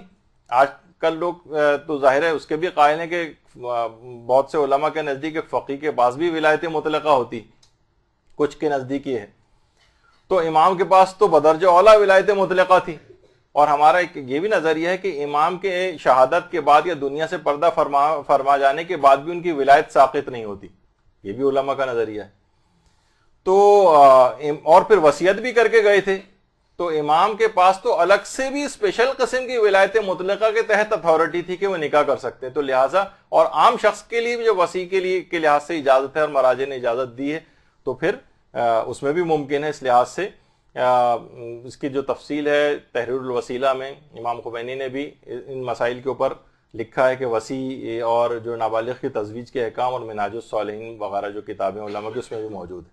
اب علماء ایک اعتراض یہ پیش کیا جاتا ہے اور اس کو تھوڑا سا ڈراماٹائز بھی لوگ تھوڑا سا کر دیتے ہیں کہ اتنی مصیبت کے دن کوئی کیسے شادی کے متعلق سوچ سکتا ہے. اتنا مصیبت والا دن تھا عاشورہ، کہاں عاشورے کا روز، اتنی زیادہ شہادتیں، اس میں کہاں شادی، یہ کچھ سمجھ میں آنے والی بات نہیں. تو دیکھیں کچھ علماء تو جو اس بات کے قائل ہیں کہ امام کی وصیت پر عمل کرنا ضروری تھا، جیسے آیت اللہ صادق روحانی، تو اس لحاظ سے تو چاہے عاشورے کا روزہ کچھ ہو، وہ ایک واجب والا حکم تھا، اس کو پورا کیا گیا. اور ایک لائن کا عقد پڑھنے کے اندر تو کوئی ایسا وقت، لوگ کہتے ہیں اتنا وقت شادی میں لگ جاتا ہے، اس میں اتنا وقت ہی کہاں تھا امام کے پاس. تو ہماری طرح کی شادیاں تو نہیں ہوتی تھیں اس زمانے میں. تو معصومین کے گھرانے یا ان کی جو شادیاں اس کو اپنی شادیوں پر قیاس نہیں کرنا چاہیے. خاندان عصمت و طہارت کی شادیاں وہ بہت سادہ طریقے سے ہوتی تھیں. تو وہ علماء جو کہتے ہیں کہ یہ بات بہت بعید ہے اور خلاف عقل ہے کہ عاشور کے روز کیسے یہ ہوا ہوگا، تو آیت اللہ جو ہے ابو الحسن شیرانی، انہوں نے لکھا ہے کہ یہ بات کہنا کہ یہ بہت بعید ہے، یہ صحیح نہیں. وجہ اس کی ہے کہ ہم معصوم کی جو کاموں کی مصلحتیں ہیں اس سے ہم واقف نہیں. اور کچھ علماء نے مصلحت یہ بھی بتائی ہے کہ حضرت قاسم کے امام یہ چاہتے تھے کہ قاسم عقد کی فضیلت کو حاصل کر کے دنیا سے جائیں، کیونکہ بے شادی شدہ قدرت رکھتے ہوئے یا کسی بھی اعتبار سے انسان بے شادی شدہ جائے تو اس کی فضیلت ذرا کم ہے. تو اور علماء نے یہ بھی کہا کہ روایت کے اندر یہ بھی آیا کہ نیک شخص جو ہوگا وہ آخرت میں اپنی زوجہ صالحہ کے ساتھ ملحق کیا جائے گا، یعنی جنت میں وہی اس کی زوجہ بنے گی. تو امام حسین علیہ السلام اپنے بھائی امام حسن کے اس احسان کو کہ ان کے بیٹے نے اپنی جان امام حسین پر قربان کی، اپنی بیٹی سے جو اس وجہ سے تزویج کی کہ اس احسان کے احترام میں اس عمل کو امام نے انجام دیا. تو اس کی بہت سی مصلحتیں ہو سکتی ہیں، اور بہت سے میں نے ذاکرین وغیرہ سنا ہے. البتہ یہ کہ وہ کوئی عالموں کے لحاظ سے بات نہیں ہے، اور ممکن ہے اس میں نے اتنا غور بھی نہیں کیا کہ اس زمانے میں یہ ہوتا تھا کہ بے شادی شدہ یا کماری لڑکی ہوتی تھی اس کو کنیزی میں لیا جاتا تھا. تو امام نے بہت سارے اقدامات ایسے کیے تھے کہ بعد تک یہ تمام چیزیں نہ ہو پائیں، لیکن اس کا کوئی ویسا میرے پاس آتھینٹک یا میں نے اس پہ غور اتنا نہیں کیا، نہ کسی ابھی عالم سے پوچھا کہ اس میں کتنی صداقت ہے. لیکن بہرحال امام کے کاموں کی مصلحتوں سے امام خود واقف ہیں، اور ہم ان پہ یہ نہیں کہہ سکتے ایسا کیسے ممکن ہے کہ انہوں نے ایسا کیا ہو. اور پھر بہت سی روایتوں کے اندر لوگ کہتے ہیں کہ عروسی کا جوڑا لے کر آؤ، مثلا جیسے کہ ابھی آیت اللہ ذہنی تہرانی نے بھی لکھا ہے کہ کیا قاسم کے لیے نئے کپڑے موجود ہیں، تو انہوں نے کہا نہیں. کہا کہ اچھا بھائی حسن کی امانتوں والا صندوق لے کر آؤ، اور پھر امام حسن کا امامہ اور قبا نکال کے قاسم کو پہنائے تھے. تو لوگ یہ کہتے ہیں کہ بہرحال امام حسن یہ کیسے ممکن ہے کہ وہاں پر یہ، ہم لوگ یہ سمجھتے ہیں کہ شاید ہماری طرح کے برانڈڈ شیروانیاں اور اس ٹائپ کی کوئی چیزوں کا اہتمام ہوگا. نہیں، امام حسن کا صندوق نکال کے ان میں سے اپنے والد کا ان کے جو لباس پہنایا، وہ روایت کے اندر اگر ہم اس روایت کو صحیح بھی مانے تو اچھا دیکھیے، لوگ کہتے ہیں بھائی مرنے سے پہلے بھی شہید ہونے جا رہے ہیں، امام کو پتہ ہے شہید ہو جائیں گے، پھر نئے کپڑوں وغیرہ کا اہتمام کیوں کیا جا رہا ہے؟ تو باقاعدہ اعمالی شیخ طوسی کے اندر بھی ہے، مجلس نمبر 14 حدیث نمبر 41 میں، اور بہار الانوار کی 43ویں جلد کے اندر بھی علامہ مجلسی نے لکھا ہے کہ حضرت زہرا کی جب شہادت کا وقت آیا تھا تو انہوں نے اپنے لیے نئے لباس کو طلب کیا تھا. تو خاندان اہل بیت کے لیے تو موت شہد سے زیادہ شیریں ہے، اس کے لیے اگر نیا لباس بھی وہ طلب کریں تو کوئی ایسی بات نہیں ہے. یعنی ہمیں اپنے اوپر قیاس نہیں کرنا چاہیے کہ ہمارے ہاں تو صفحے عزا اور صفحے ماتم بچ جائے، اگر تھوڑا سا بھی کوئی بیمار ہو جائے اور انتقال کے قریب آ جائے تو اپنے اوپر قیاس کر کے ہم لوگ بعض اوقات اعتراض کر رہے ہوتے ہیں.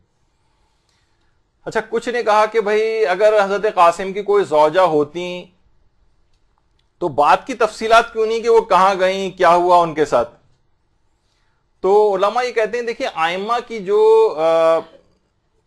کتنی ازواج تھیں اس کی بھی تفصیل لوگوں کو صحیح طور پر پتہ نہیں. خود حضرت شہربانو کو تاریخ کے اندر نہیں پتا کہ وہ کہاں گئیں، کیا ہوا، اور ائمہ کی اولادیں کتنی تھیں، ائمہ کی اولادوں نے کن جگہوں پہ شادیاں کیں. خود امیر المومنین کے 18 بیٹے تھے، ان سب کی شادیاں کہاں کہاں ہوئیں، ان کی اولادیں کہاں ہیں، ان لوگوں کے قبور کہاں ہیں. خود ائمہ کی سسرالی جو ہوتے تھے ان کے متعلق تفصیلات نہیں ہیں. امیر المومنین کے بھائی ایک طالب تھے، اگر آپ تفصیل نکالنے بیٹھے تو چند لائنوں یا چند صفحات سے زیادہ ان کی تفصیل نہیں ملتی طالب کی. تو اگر کسی کا تذکرہ نہ ملے بعد میں تو یہ کوئی آرگومنٹ نہیں ہے، کہ ورنہ پتہ ہوتا کہ بھئی کون تھیں، کہاں گئیں. بہت ساری تفاصیل تاریخ کے اندر موجود نہیں، لیکن اس کا امکان موجود ہے، احتمال موجود ہے، تو لہٰذا اس وجہ سے اس کو علماء نے پڑھنے کی اجازت دی. اچھا، کچھ لوگ اس پہ بھی اعتراض کرتے ہیں کہ اگر آپ پوری روایتیں پڑھیں تو حضرت قاسم کا اپنی زوجہ سے ایک مکالمہ ہے، ایک مکالمہ، اور شوہر و بیوی میں جس طریقے سے بات ہوتی ہے، تو انہوں نے کہا کہ انہوں نے کہا میں جانا چاہتا ہوں میدان جنگ میں. تو انہوں نے کہا کہ میں آپ کو شہید ہو گئے تو میں آپ کو میدان حشر میں کیسے پہچانوں گی، تلاش کروں گی. تو حضرت قاسم نے اپنے لباس کا ایک ٹکڑا پھاڑ کے ان کو دیا کہ تم اس کے ذریعے مجھ سے پہچان. تو لوگ کہتے ہیں کہ بھئی کیسے ممکن ہے کہ میدان کارزار کے اندر جا رہے ہوں اور شوہر و بیوی میں اس طرح کی باتیں ہو رہی ہوں. تو یہ دیکھیے، ہم اپنے مطابق یہ چیز سوچ رہے ہیں. حضرت زہیر ابن قین جو امام کے صحابی تھے، یہ عاشور کے روز مذاق کر رہے تھے. کوئی کہے کہ بھئی یہ کیسے ممکن ہے، یہاں لاشوں پہ لاشیں گر رہی ہیں اور زہیر ابن قین مذاق کر رہے ہیں. بعض صحابہ نے اعتراض بھی کیا تھا امام کے ساتھیوں نے.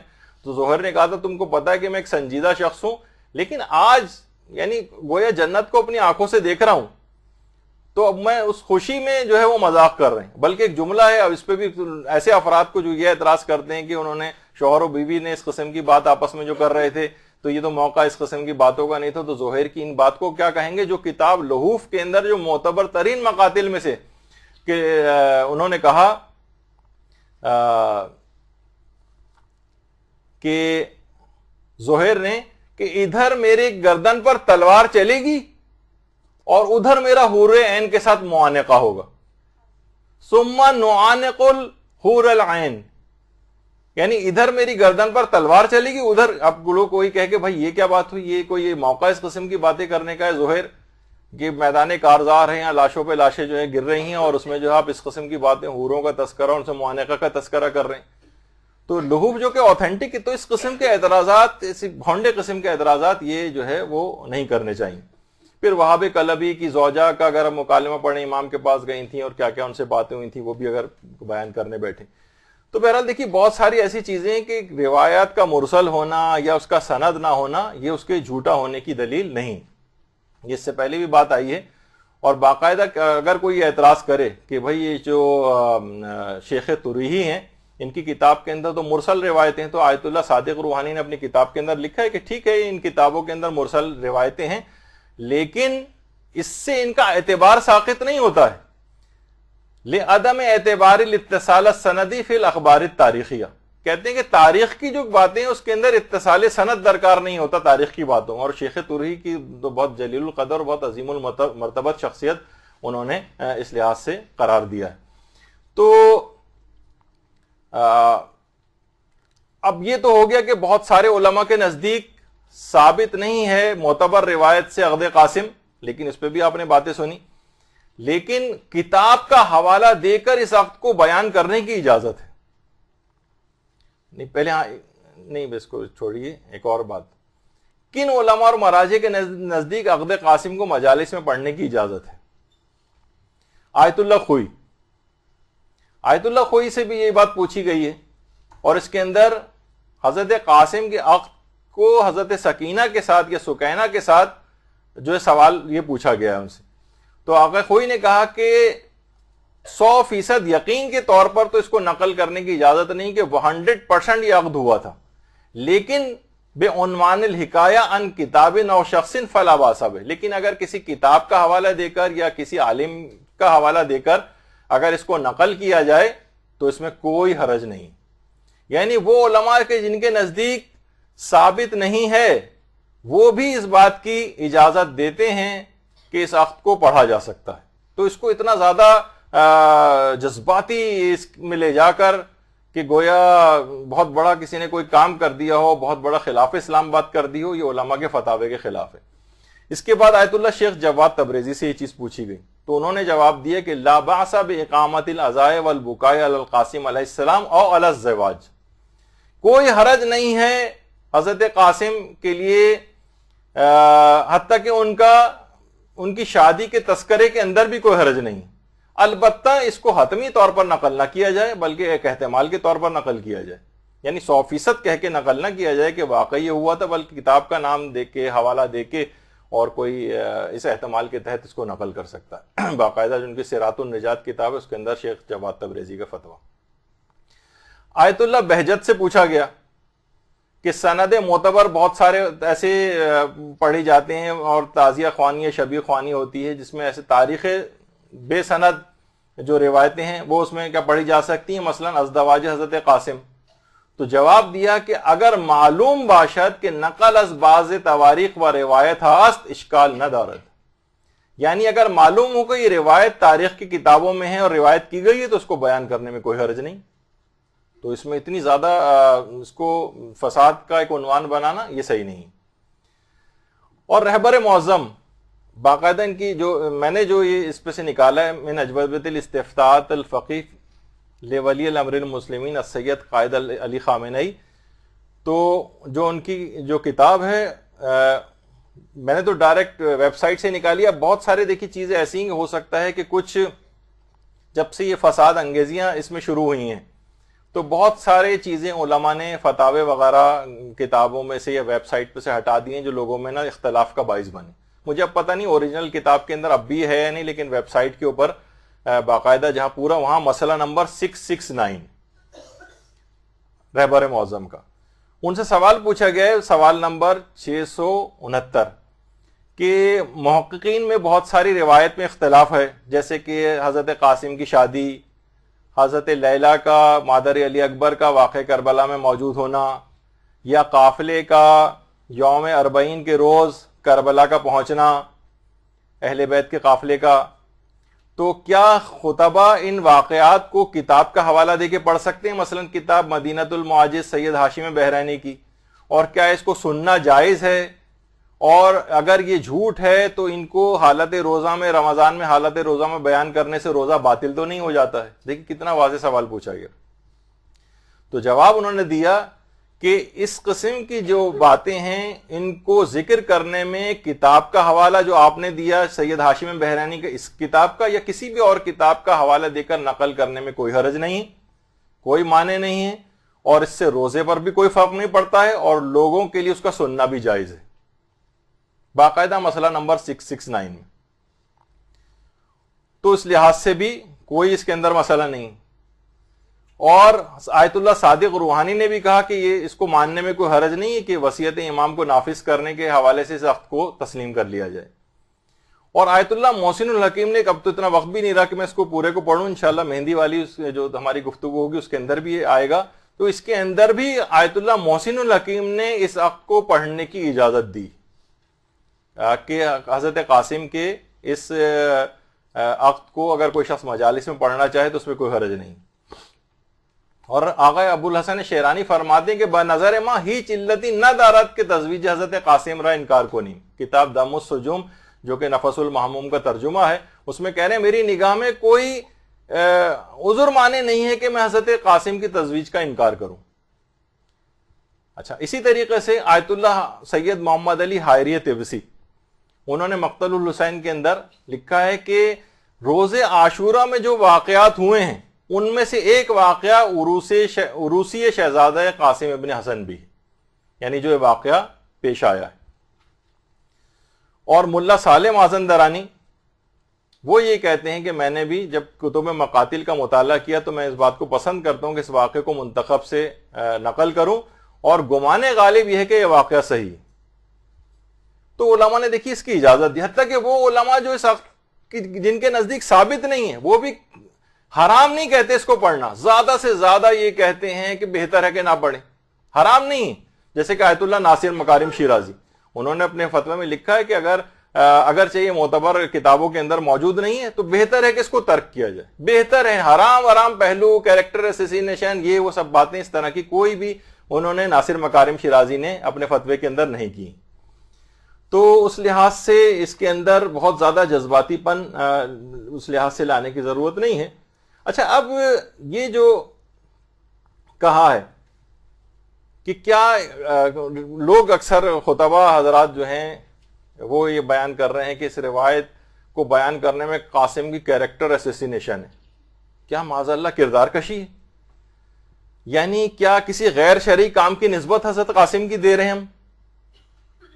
کیا کوئی انتہائی مکروہ یا ناپسندیدہ کام کی نسبت دی جا رہی ہے؟ یا کسی کوئی بہت ہی باعث شرم کام ہے معاذ اللہ کہ اس سے نسبت دی جا رہی ہے؟ سنت رسول ایک عقد ہوا تھا، تاریخ میں ہوا تھا یا نہیں ہوا تھا، کچھ کہتے ہیں ہوا تھا، کچھ کہتے ہیں نہیں ہوا تھا. تو اگر اس عقد کو علماء بیان بھی کرتے آ رہے ہوں اور اس کو بیان کرنے کی اجازت بھی دے رہے ہوں، تو کیا معاذ اللہ وہ قاسم کی کردار کشی کی اجازت دے رہے ہیں؟ تو اس مسئلے کو بالکل بھی جذباتی طور پر اس کو نہیں رکھنا چاہیے. تاریخ کی باتوں کو تاریخ کی حد تک رہنے دینا چاہیے. جو مخالفین ہیں، جو معترضین ہیں، ان کے پاس بھی دلائل موجود ہیں، جو جواب اس کا دے رہے ہیں، جو قائل ہیں، ان کے پاس بھی دلائل موجود ہیں. کتابوں میں یہ عقد لکھا ہوا ہے، اشکالات بھی ہیں، جوابات بھی ہیں، فتاوے دونوں طرف بھی ہیں. تو اس کو فساد اور جھگڑا بنانے کی ضرورت نہیں، کیونکہ نہ یہ عقائد کا مسئلہ ہے، نہ واجبات کا مسئلہ ہے. اور اس کی حمایت اور رد میں کتابیں بھی لکھی گئی.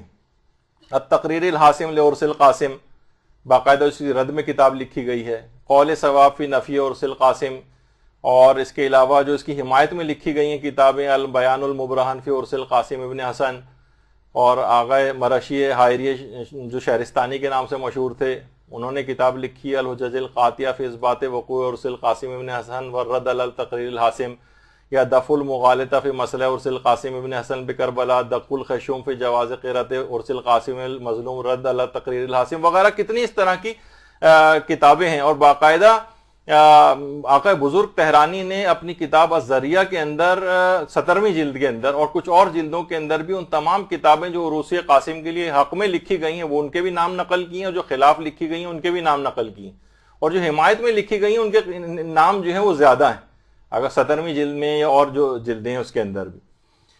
تو اب کتنی دیکھیے کتابیں ایسی ہیں جس کے اندر بڑے بڑے علماء نے عروسی قاسم کو نقل کی. ہم اس کو کوئی ثابت نہیں کر رہے ہیں، لیکن ایک دوسرا پہلو پیش کر رہے ہیں کہ اس کو نزاع اور جھگڑا بنانے کی کوئی ضرورت نہیں. 27 کتابوں کے نام تو اتنا وقت بھی نہیں کہ ان کو پڑھتا بالکل ٹائم بالکل ختم ہو گیا، اس کے بعد آپ کا دوسرا لیکچر بھی ہے. تو اس میں کوئی اتنے بڑے بڑے علماء اس کو نقل کرتے آ رہے ہوں.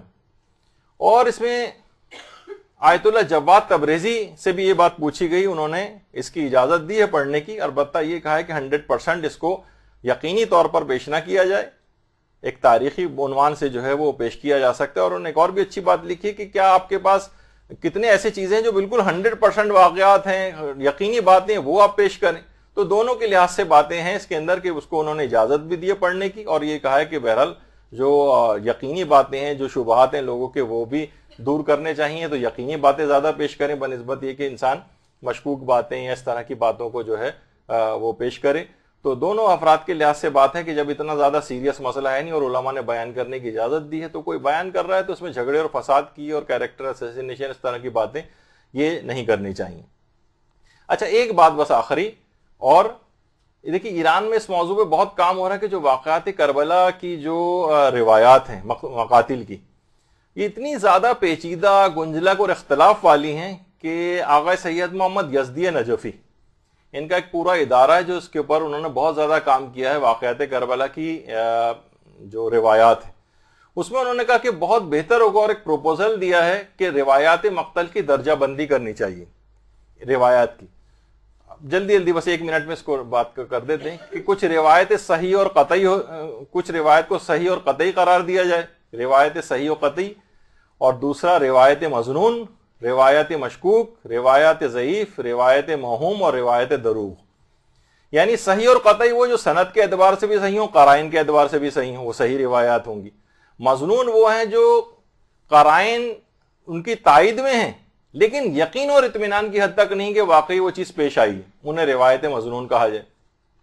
روایت مشکوک کہ قرائن و شواہد نہ نفی میں ہے نہ تائید میں، یعنی درمیان کی بات ہے، کوئی بات یقین سے نہیں کہی جا سکتی. روایات ضعیف کہ ظن یہی ہے کہ وہ واقعہ نہیں ہوا لیکن احتمال صحت حد معقول حد تک ہے.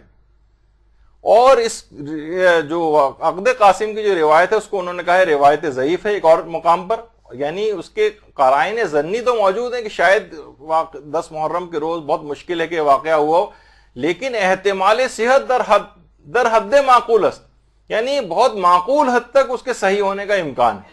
اور روایات موہوم تو وہ ہے کہ ظن غالب یہ ہے کہ وہ نہیں ہوا تھا، اور احتمال صحت بہت ہی ضعیف ہے، اور روایت دروغ جو سند اور قرائن دونوں کے لحاظ سے بالکل روایت قابل قبول نہ ہو. تو اب دیکھیے بس اس بات کو ختم کرتے ہیں کہ اس کو باعث نزاع بنانا، اس کے خلاف سوشل میڈیا کے اوپر باقاعدہ کوئی کیمپین چلانا، لوگوں کا آپس میں ایک دوسرے سے جھگڑا کرنا، تانا زنی کرنا، کورٹ کچہری تک معاملات چلے جائیں، اب یہ بھی سلسلے جو ہے وہ شروع ہو رہے ہیں. تو اختلافی روایات کو بیان کرنا، جس میں اختلاف ہے تاریخ میں، وہ بیان کرنا، یعنی اگر کوئی دوسرا پہلو بیان کر رہا ہو تو، اور ایک چیز مشہور ہو چکی ہو، رائج ہو لوگوں کے اندر، اور صرف ایک ہی نظریے کو امپوز کر دینا کہ جو دوسری بات کر رہا ہے بالکل حرام اور گناہ کبیرہ اور کردار کشی کر رہا ہے، تو یہ بالکل بھی مناسب نہیں، اس سے قوم میں انتشار ہوگا. اور ملت کا جو اتحاد اور اتفاق ہے وہ اتنے چھوٹے چھوٹے تاریخی مسائل سے بہت زیادہ ہے کہ ہم آپس میں دست و گریباں ہیں، روزانہ کی بنیاد پہ قتل ہو رہے ہوں، سب کچھ ہو رہے ہوں، اور ہم جو ہے بیٹھے ہوئے کہ وہ اس طرح کی گفتگو. جب ہلاکو خان نے بغداد پہ قبضہ کیا تھا تو اس زمانے میں کچھ لوگ یہ والی ڈسکشن کر رہے تھے کہ حضرت آدم نے جس استرے سے پہلے حج کے بعد جو بال منڈوائے تھے اس کی دھار دائیں طرف تھی کہ بائیں طرف تھی. اب اس قسم کے واقعات یہ کوئی بھی ہو، اس میں اپنے آپ کو محنتیں لگائی جائیں ساری کہ اب دیکھیں پورے 2 گھنٹے کا ہم نے یہاں پر اس پہ لگایا، حالانکہ کوئی اتنا ایشو نہیں تھا، لیکن بہت زیادہ معاشرے کے اندر چیز پھیل گئی. تو اس میں یہ بیان کرنا مقصد تھا کہ اگرچہ روایت ثابت نہیں بھی ہو تب بھی علماء نے اس کو بیان کرنے کی اجازت دی ہے، تو اتنا جذباتی مسئلہ بیان کرنے کی ضرورت نہیں. اور جب بھی آغا سیستانی نے خطبہ ذاکرین نوحہ خوانوں کے نام جو ایام عزا شروع ہونے سے پہلے جو پیغام دیا تھا، اس میں یہی کہ انہوں نے کہا کہ ممبر حسینی سے شیعوں کے درمیان موجود اختلافات کو بیان نہ کیا جائے، چاہے ان اختلافات کا تعلق فکری شعبے سے ہو یا ان کا تعلق شاعر حسینیہ سے ہو. ہر صورت میں یعنی اتحاد اور اتفاق کو جو ہے وہ برقرار رکھنا ہے. اور امام خمینی نے بھی سن 1400 ہجری میں اول ماہ محرم میں ذاکرین اور علماء قوم سے خطاب کرتے ہوئے ایک جملہ ارشاد فرمایا تھا. وہ یہ تھا، کیا فرمایا کہ واعظین اور ذاکرین علماء قوم سے کہ شہید کربلا نے ہمیں متحد کیا ہے، اسی عزاداری نے ہمیں اتحاد کی دولت سے نوازا ہے. یہ شیطانی ہتھ کنڈے ہیں اور شیطان کے چبائے ہوئے لقمے ہیں جس کے ذریعے وہ ہمارے اتحاد کو چھیننا چاہتا ہے. استعمار کے ایجنٹوں نے علماء اور نوجوانوں کو ایک دوسرے کے خلاف کیا ہے، دونوں طرف سے نفرت انگیز باتوں نے باہمی نفرتوں میں اضافہ کیا ہے. تو جب بھی اس قسم کے جھگڑے آتے ہیں اور لوگ ایک دوسرے سے بحث و مباحثہ کرتے ہیں تو ہمیشہ دیکھنے میں آتا ہے کہ اختلاف، جھگڑے، ایک دوسرے کو برا بھلا کہنا، پھر علماء کو برا بھلا کہنا، یہ سب اس کے اندر شامل ہو جاتا ہے. تو یہ تاریخی واقعہ جو کہ اختلافی تاریخی واقعہ ہے، اس کے اندر اتنا زیادہ اس کو جذباتی پن اس کے اندر لے آنا کہ لوگ ایک دوسرے کے خلاف ہو جائیں، ایک دوسرے کے خلاف مقدمے بازی تک کے اندر نوبت پیش آ جائے، تو ایک لحاظ سے اس میں یہی کہا جائے گا کہ شیطان کے چبائے ہوئے لقمے ہیں جس سے وہ ہمارے اتحاد کو چھیننا چاہتا ہے. اتحاد بہت زیادہ ضروری ہے قوم میں، چھوٹے موٹے مسئلوں کے اندر جذباتی لحاظ سے اس میں نہیں آنا چاہیے. اور آپ لوگوں کا آخر میں بس یہی والی نصیحت دوبارہ کہ کوئی بھی اختلافی بات یا جو معاشرے کے اندر آپ کا کوئی نظریہ ہو، آپ کی کوئی تحقیق ہو، تو ضرور نہیں کہ آپ 100% اس کو لوگوں پہ امپوز کریں. بہت ہوا تو اپنا صرف کچھ علماء یہ کہتے ہیں کہ اس طرح سے، کچھ علماء کہتے ہیں اس طرح سے، اور اپنی بات آپ بہت اس طرح سے بھی پیش کی جا سکتی کہ معاشرے کے اندر کوئی فساد اور جھگڑا نہ ہو. لیکن جب آپ اس طرح کی باتیں کریں گے کہ کردار کشی ہو رہی ہے اور ایک دین اسلام منہدم ہوا جا رہا ہے، اس وقت کو بیان کرنے سے تو ایسا کوئی مسئلہ نہیں، علماء نے اجازت دی. اب صرف ایک مسئلہ رہ گیا ہے کہ ابھی ہم نے کہا تھا کہ عقد قاسم بیان کرنا بالکل الگ چیز ہے، اور مہندی کیوں نکالتے ہیں؟ یہ تو ایک گویا ایک لحاظ سے ایک ہندوانی رسم ہے جیسے کہ عام طور پہ کہا جاتا ہے. اس پہ علماء کیا کہتے ہیں، نظریات کیا ہیں، اس سے ملحقہ جتنی اور رسومات عزاداری ہیں، اس پہ انشاءاللہ ہماری اگلی گفتگو ہوگی. وصلی اللہ علی محمد وآلہ الطیبین الطاہرین. اللجن اللجن اللجن اللجن یا مولا اللجن اللجن اللجن اللجن اللجن اللجن اللجن یا صاحب الزمان اللجن